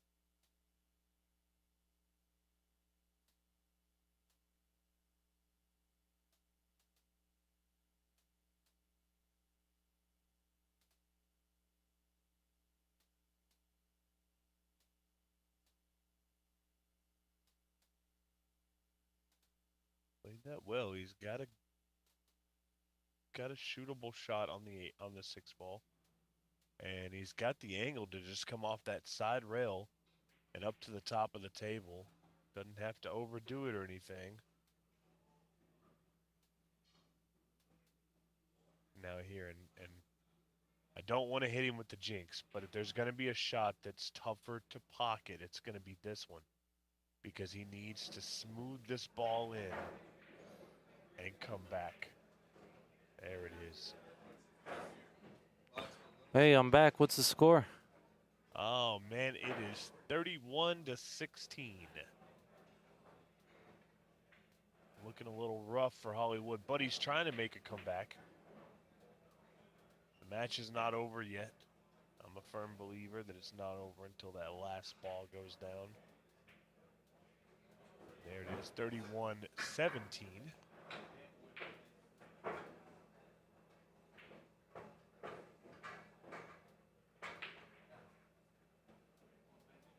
Going to take no time at all to rack these balls up and get up there to get the break off and see what the table gives him.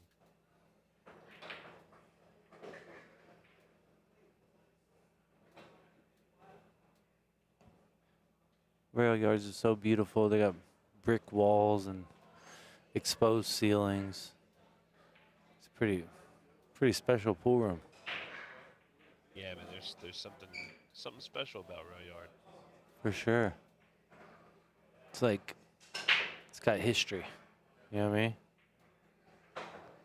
Yeah, the way I look at it is not only does it have history, but it's got history being made in it every day with the things that Kyle is doing in there.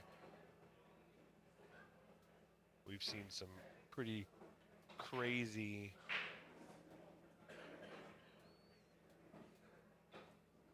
matches here on X-Pool. We've seen some great ones.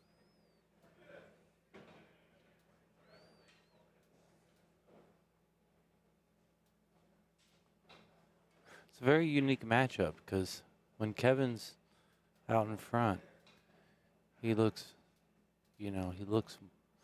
less beatable, right? But when he's behind, he starts to get frustrated. You kind of feel it a little more, if that makes sense. And this table's obviously it's super difficult, but it just goes to show there's some people that are good at playing from behind.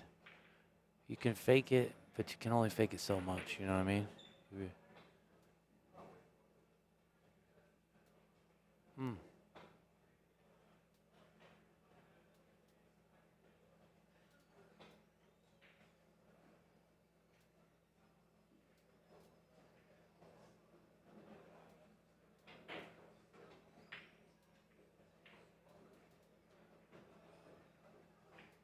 I think people are going to make mistakes, early and then towards you have sometimes in the middle of a long set, you have the fatigue factor and you have to kind of get refocused. And then oftentimes at the end of the match, you have some anxiety. So you see some characteristic mistakes sometimes playing for this amount of money, but, it's just pool, really. If you want to be a champion, you just have to make it just a game. It's not playing for 20,000, playing for 100,000, playing for 20.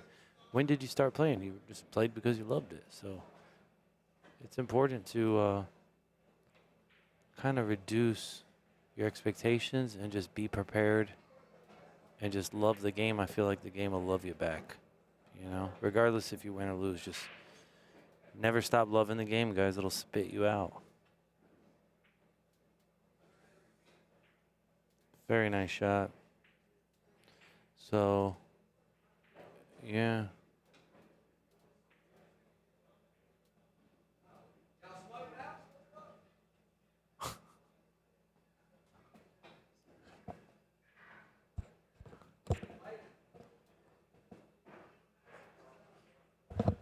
Half of this game right there. Half of this game. You like see how Kevin holds his pinky off the cue? I think that just don't know. I don't mind like lagging your hand, kind of like cocking your hand a little bit. But I'm not a big pinky off the cue type of guy. I mean, I have done it in my career. And sometimes I do it incidentally, but I like to grip the entire cue and let all 4 of my fingers be on the cue. So I think Joshua does that. Jason does that. Federer does it. Pinky's not off the cue, but then you got great players like Dennis Orcolo, and you have Filipino style that are a little more wristy. You tend to use the pinky off the cue. I'm just not sold on it. So, and you're doing your straight in shots, just kind of try a couple different ways, a couple different stances, a couple different bridge lengths, and just kind of make music out of it.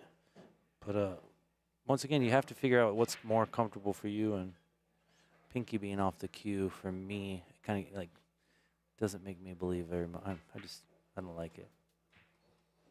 Yeah, everybody's got their own style, has what works for them. I play with a 3-inch extension on my cue all the time, so whereas some people have not a lot of room left after the bridge, I usually have an inch or so.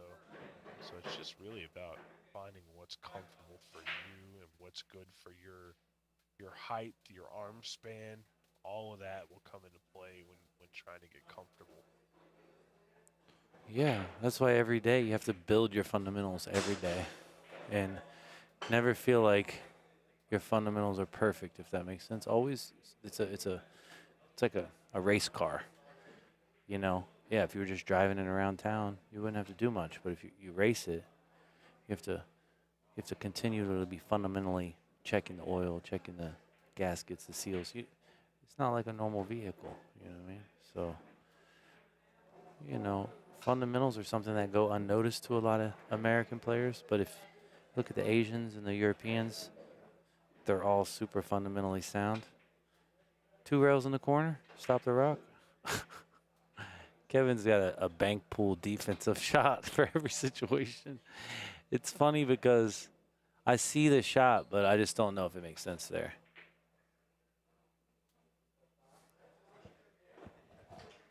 I think they're going to take a break.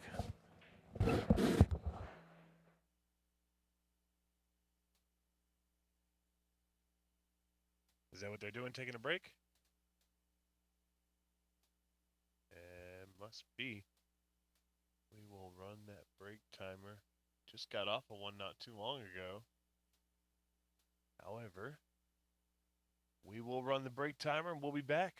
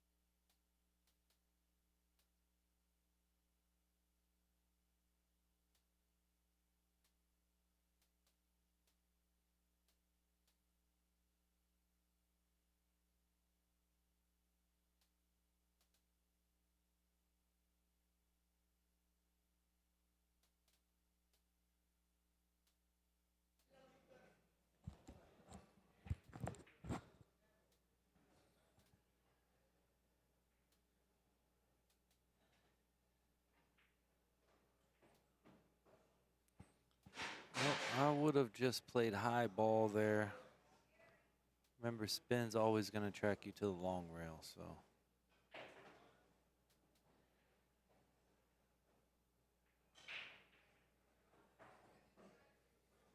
Yeah, the 8's not normally a big spot, but on this table it is. Even on that shot, he fell straight on the 8. If he had to get to the 9, then it would have been, you know, at least a 50% more difficulty. So, you know, I would think you'd always bet on the better player given a small spot, but this table it can be a whole nother animal. All right, score is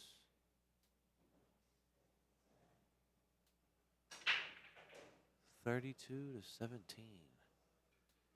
I guess the 4 games on the wire was appropriate. Sometimes they say matches are won before they're ever played. Sorry to hear the people that backed out of the 3rd set. Kevin Ping has proven in this set that he's capable of taking a tough loss, which I think the first set was Ryan really played well. Kevin had to swallow his medicine, and then he came back and he played some pretty damn good pool. So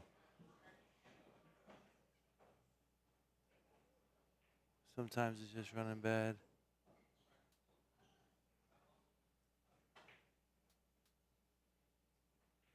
Little clip, get it a little higher. This shot right here is super difficult. Ball's traveling like 5 or 6 feet, and you gotta drag it and probably use a little bit of left English. Just kill the ball. So he elected to kind of hit it with a firmer speed. And it can be done that way, but just you do lose accuracy on the cue ball and you increase deflection. So similar angle here. Just overcut it. Yeah. This match is the score line is kind of, you know, Kevin's blowing him out, but it's just like yesterday. There's some key situation, key angles that both players just continue to have hard times with. And it's just, you know, it's a crapshoot. I would like to see these guys match up on a little bit softer conditions, a little drier, the felt being a little newer. I think the bank match was super intriguing because it brought a lot of different shot selection. You know, that you wouldn't shoot here, but you would shoot somewhere else. So the style of banks that they're playing. 32-17 is the score. Kevin Ping is leading.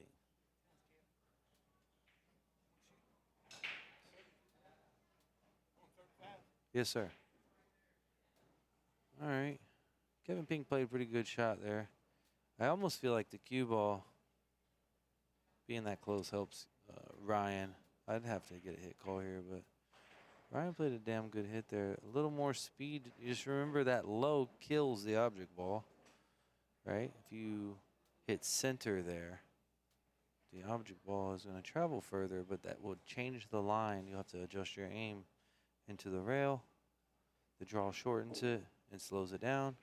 Center ball. It's going to speed it up just a little bit.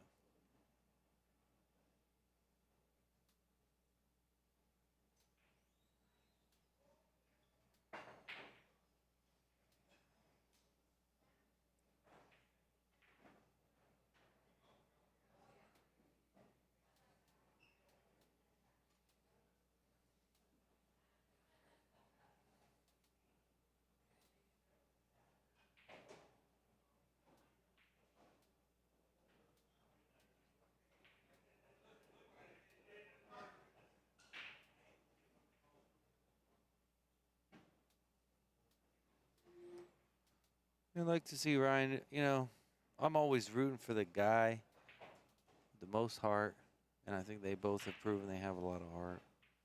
It's not going to get there, Ryan.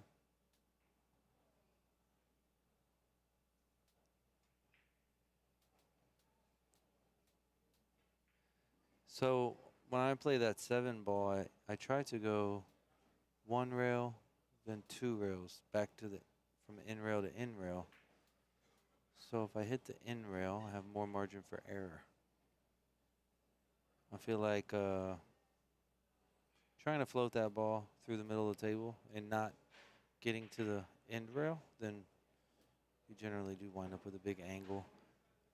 The table is a little bit bouncy, so you think he hit it with enough, but try to get to that second rail next time, and I think it'll benefit. He cuts these balls in pretty darn good, though. Come on, man. Just want to not give up, man. Pool's about not giving up. I believe if there's any human being in the world that could make this comeback, it's Ryan Hollingsworth.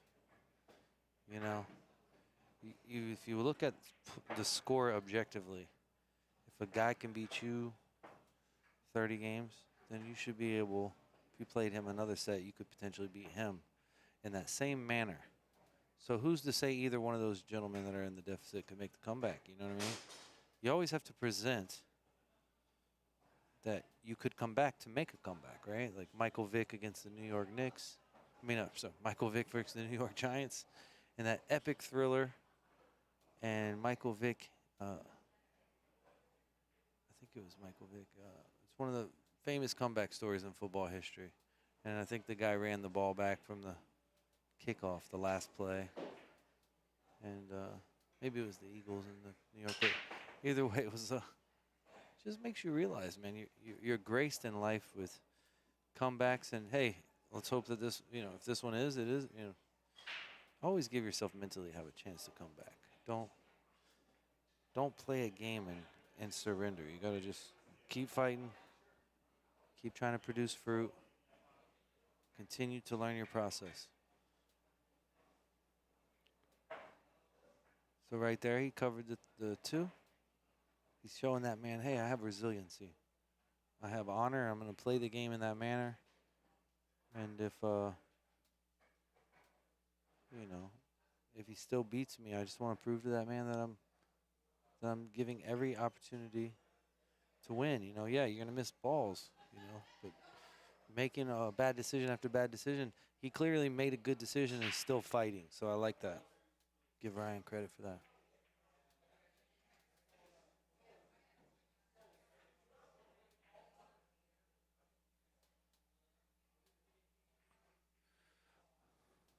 Yeah.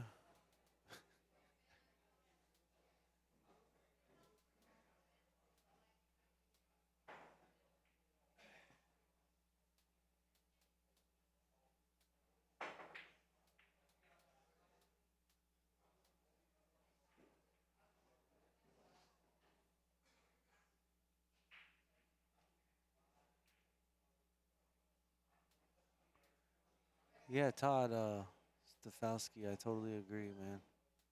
I totally agree. Just sometimes you just need to rely on your fundamentals. Easier said than done. But at the end of the day, that's all you have, You have to deliver your stroke.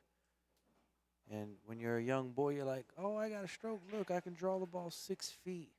And you think stroke is power. But stroke is not only power. It's finesse. It's touch. It's transfer of spin. It's elevation. So many variables of your stroke. One thing can go wrong. And you're going to make a mistake and you're going to look stupid. But I don't think that makes you stupid. I think it's the guy that's not willing to be vulnerable is the stupid one. So I give both these guys a round of applause for just, putting themselves in this type of spot. I wouldn't say, you know what I mean? This ain't for everybody. Jamie Burton in the chat. What's up, player? Player from the Himalayas. Oh, Sharky Dog. All right, big shot here. I look for him to kind of come under the 4 here.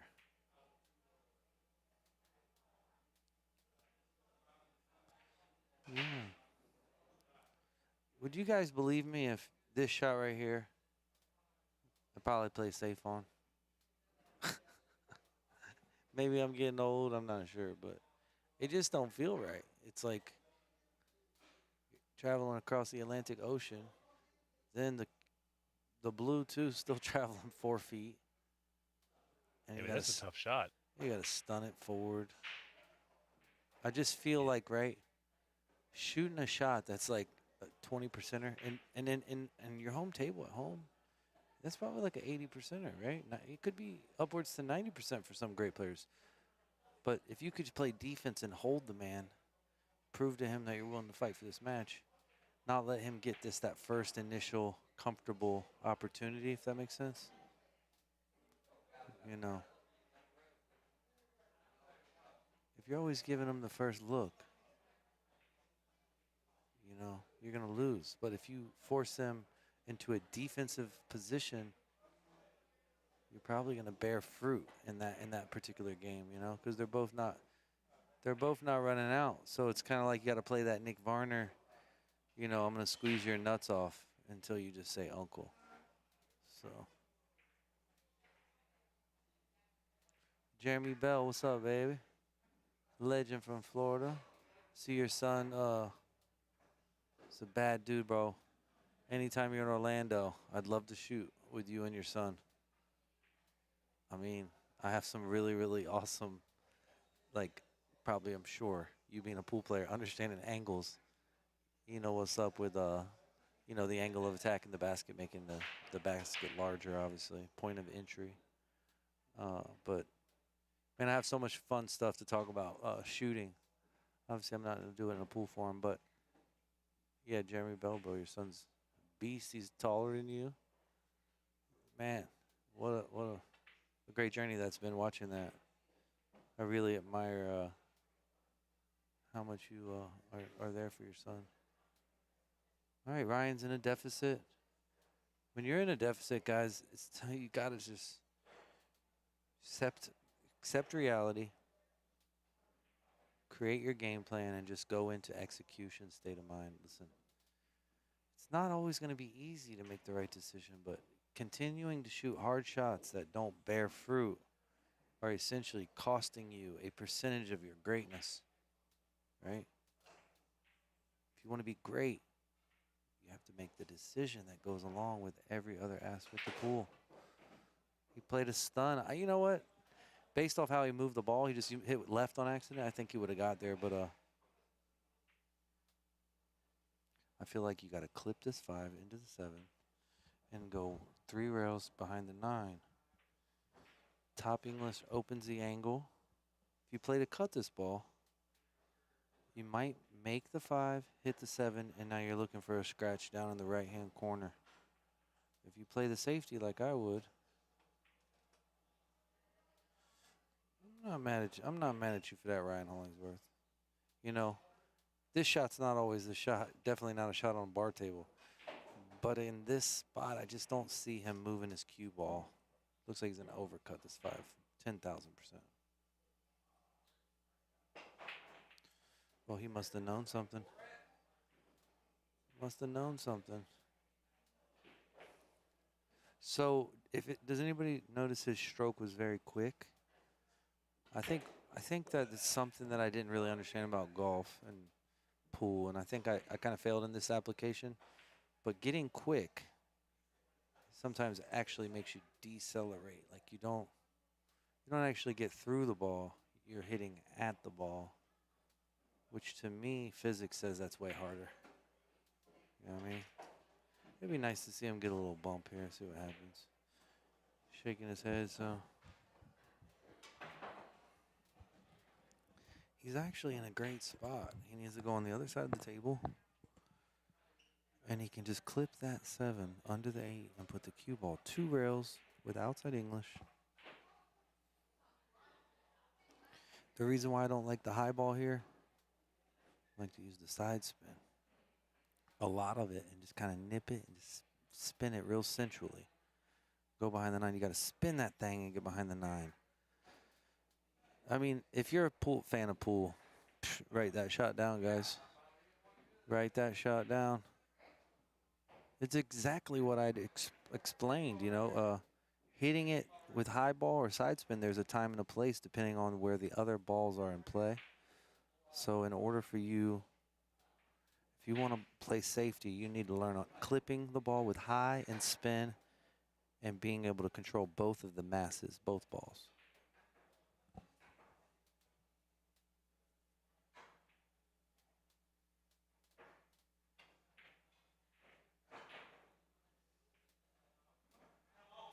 Randy, thanks, bro. Oh, man, it's just what comes to me, you know? Yeah, Nick Varner is a... I never, you know, I knew Nick Varner, but when I was younger, I was like, so what's really going on with this guy, you know, Nick Varner? And then I got to kind of, I don't know him great, right? But I'm friends with him on Facebook, and I've seen some of his commentary. And when he gets to laughing, man, it's like, I want to die. He just starts laughing. He has this really funny laugh. It's like you could recognize it out of 10,000 laughs. Damn. Hollywood's overcut the room rent. Just a game. But yeah, so Nick watched me play Banks a few times, and I've watched him play some really, you know, a lot of one pocket, and he does his eye drops and puts his cues away. And I said, what is all that about, you know? And then as I get older, I understand I put my keys in a certain spot. I put this. It's so important. And give Nick Varner a lot of credit. He actually has a way. And is his way the best way? Only time will tell. I mean, it is a great way. We must know that. But Nick Varner just has an amazing routine in which manner he plays pool. And in that routine, he has all the components that work for him, and he's never against himself. So if you get an opportunity to watch some old Nick Varner videos, I highly recommend it. In baseball, we call that a balk. Yeah, sometimes it's just not your day, bro. You're so right about that. And, you know, in the street, they say it be like that sometimes.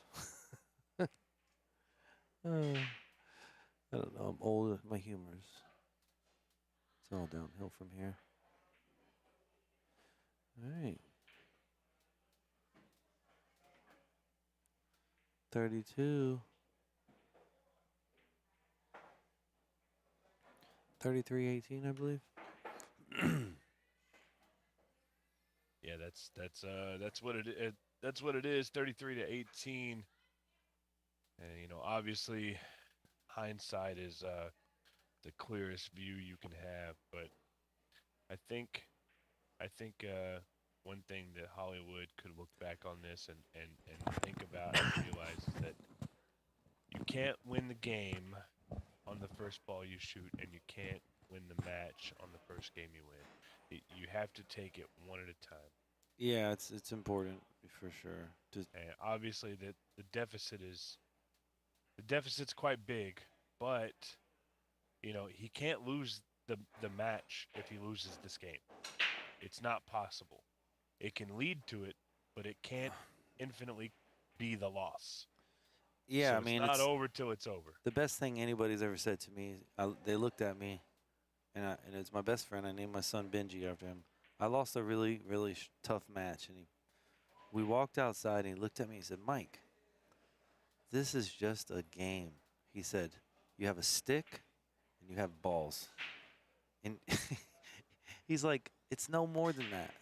So if you're letting the game mistreat you and take you down the wrong path, I either recommend you change your mental disposition or you switch sports, you know.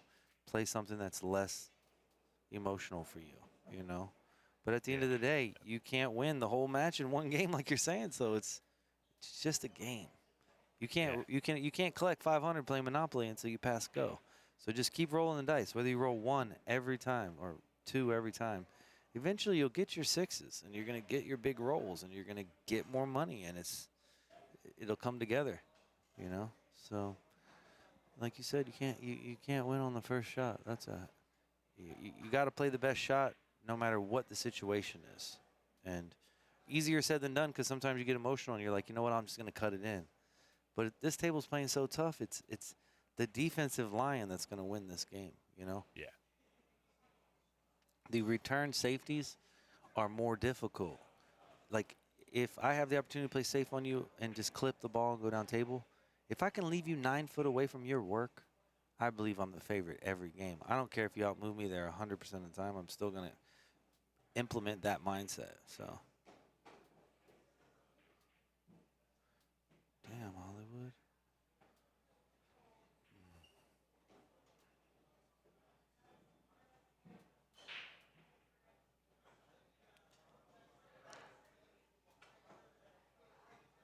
You don't hit the ball.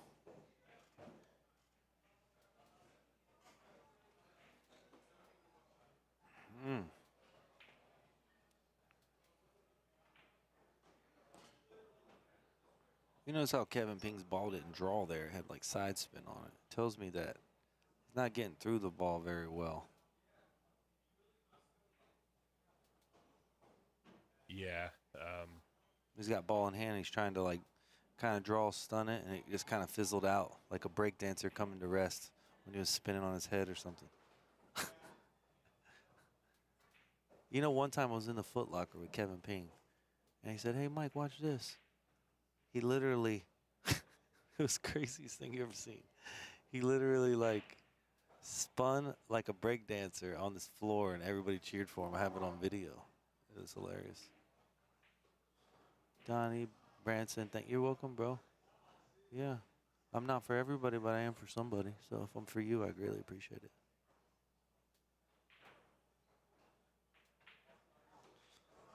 Something I want to clarify about my mindset for pool is this is my personality, guys. I'm just giving you what I feel like is the authentic version of myself. I don't think I'm better than you.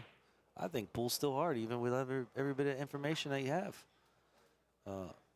I don't think pool's ever going to be easy, even though some people come up to me and say, "Man, you make it look easy." I mean, don't always feel easy, you know, but it's not me trying to, you know, I'm not trying to out-debate people.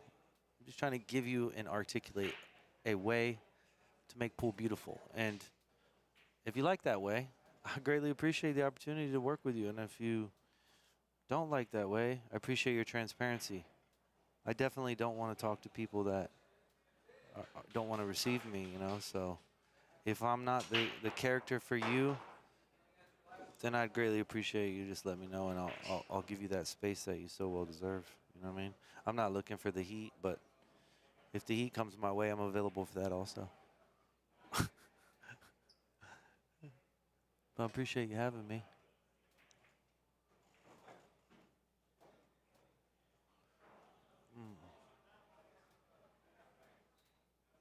Well,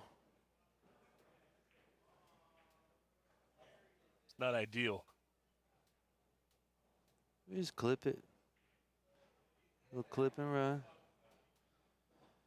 You know, it might take you 10 years to learn to shoot the shot like that. I swear, people, you know, we take for granted some of the goodness of lower level players. Or I don't want to. These guys are champions. In any town, they're a champion. I'm just saying, at the highest level, you don't see as many ground strokes. But you've seen a lot of great safety. I mean, there's been some good safety play. I know that you don't always see it like that, but if you're looking for the goodness in the match, you can find it, and you can grow with pool. You just got to continue to look for the goodness. Is he jumping this ball? Yeah, he's just showing off. He's just showing off. If he shoots this in a match for 20,000, it'll go viral, though.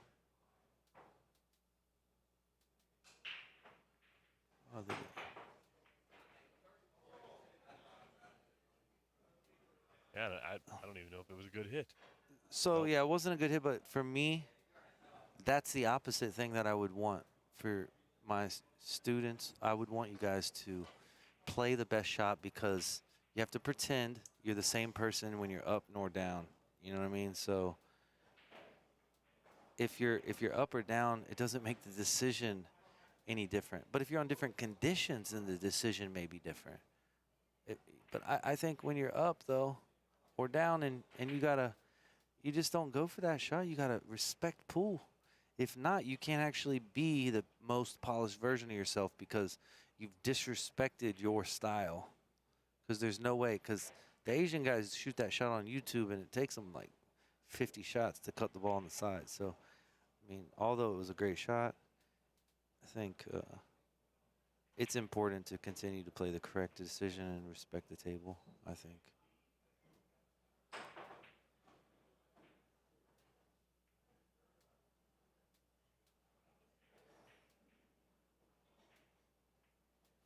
No, the 8 in the break. The 8 doesn't count on the break, so it spots back up if somebody was asking.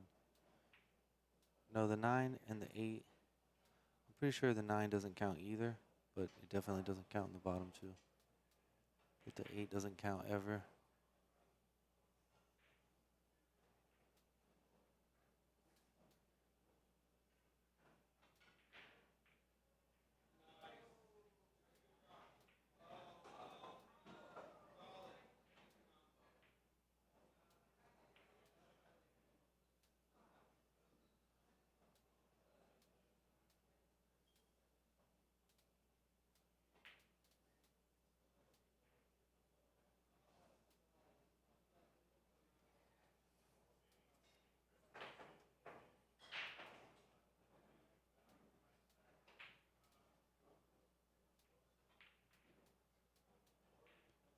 Yeah, once again, the shooting that ball is no good because your 4-6 is tied up.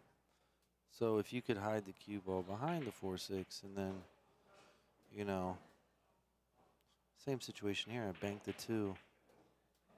I banked the 2 into the 3 and then put the cue ball behind the 4-6. Hollywood shot may have been better, to be fair. Very kind of a similar outcome.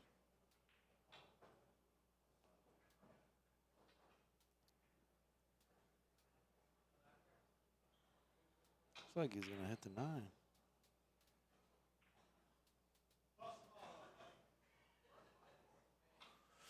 Yeah, I don't think this game is completely out of line. I think the 4 games on the wire and the 8 is. I think Hollywood's lower in Fargo, and he's spotting the guy. But that's none of, I guess, our business. But they say most games are won on the negotiation table. I think this particular game was a little heavy on the spot. But once again, Hollywood didn't play his A game, so.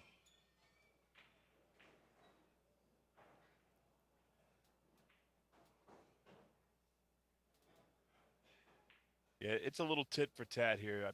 I'm completely unfamiliar with either player. Never seen them hit a ball. Only know what the spot is by being told. I watched the first set and I'm like, okay, this is pretty close. I watched the second set and obviously that's bank, so it's different. But it seems like it's 2 totally different guys today than it was on the first set. So it's kind of hard to. You have to go back and say, okay, well, what I watched looked like the spot was right, but you know, is this the common ground for each player? You know, is one guy playing bad, the other playing others playing good? Is if it switches, how bad off is it? And I think we found out what that is today. Yeah, man. Kevin's got better fundamentals, but I don't think, you know, I think every time he plays 9-ball, he's gambling a lot with the cue ball. And I think he's going to have a lot of bad sets in his career unless he can iron out how he likes to do it. You know what I mean? I mean, he's going to play a lot of great sets because his ability and his fundamentals and his flexibility and his.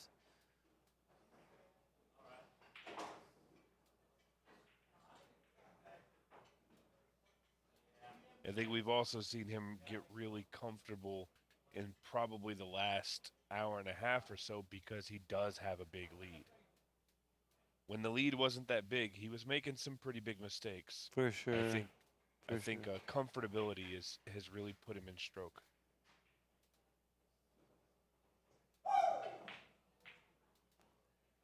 Well, That's the handshake, and that is the match. for everybody that backed out of the bet on this Sunday, feel bad for you.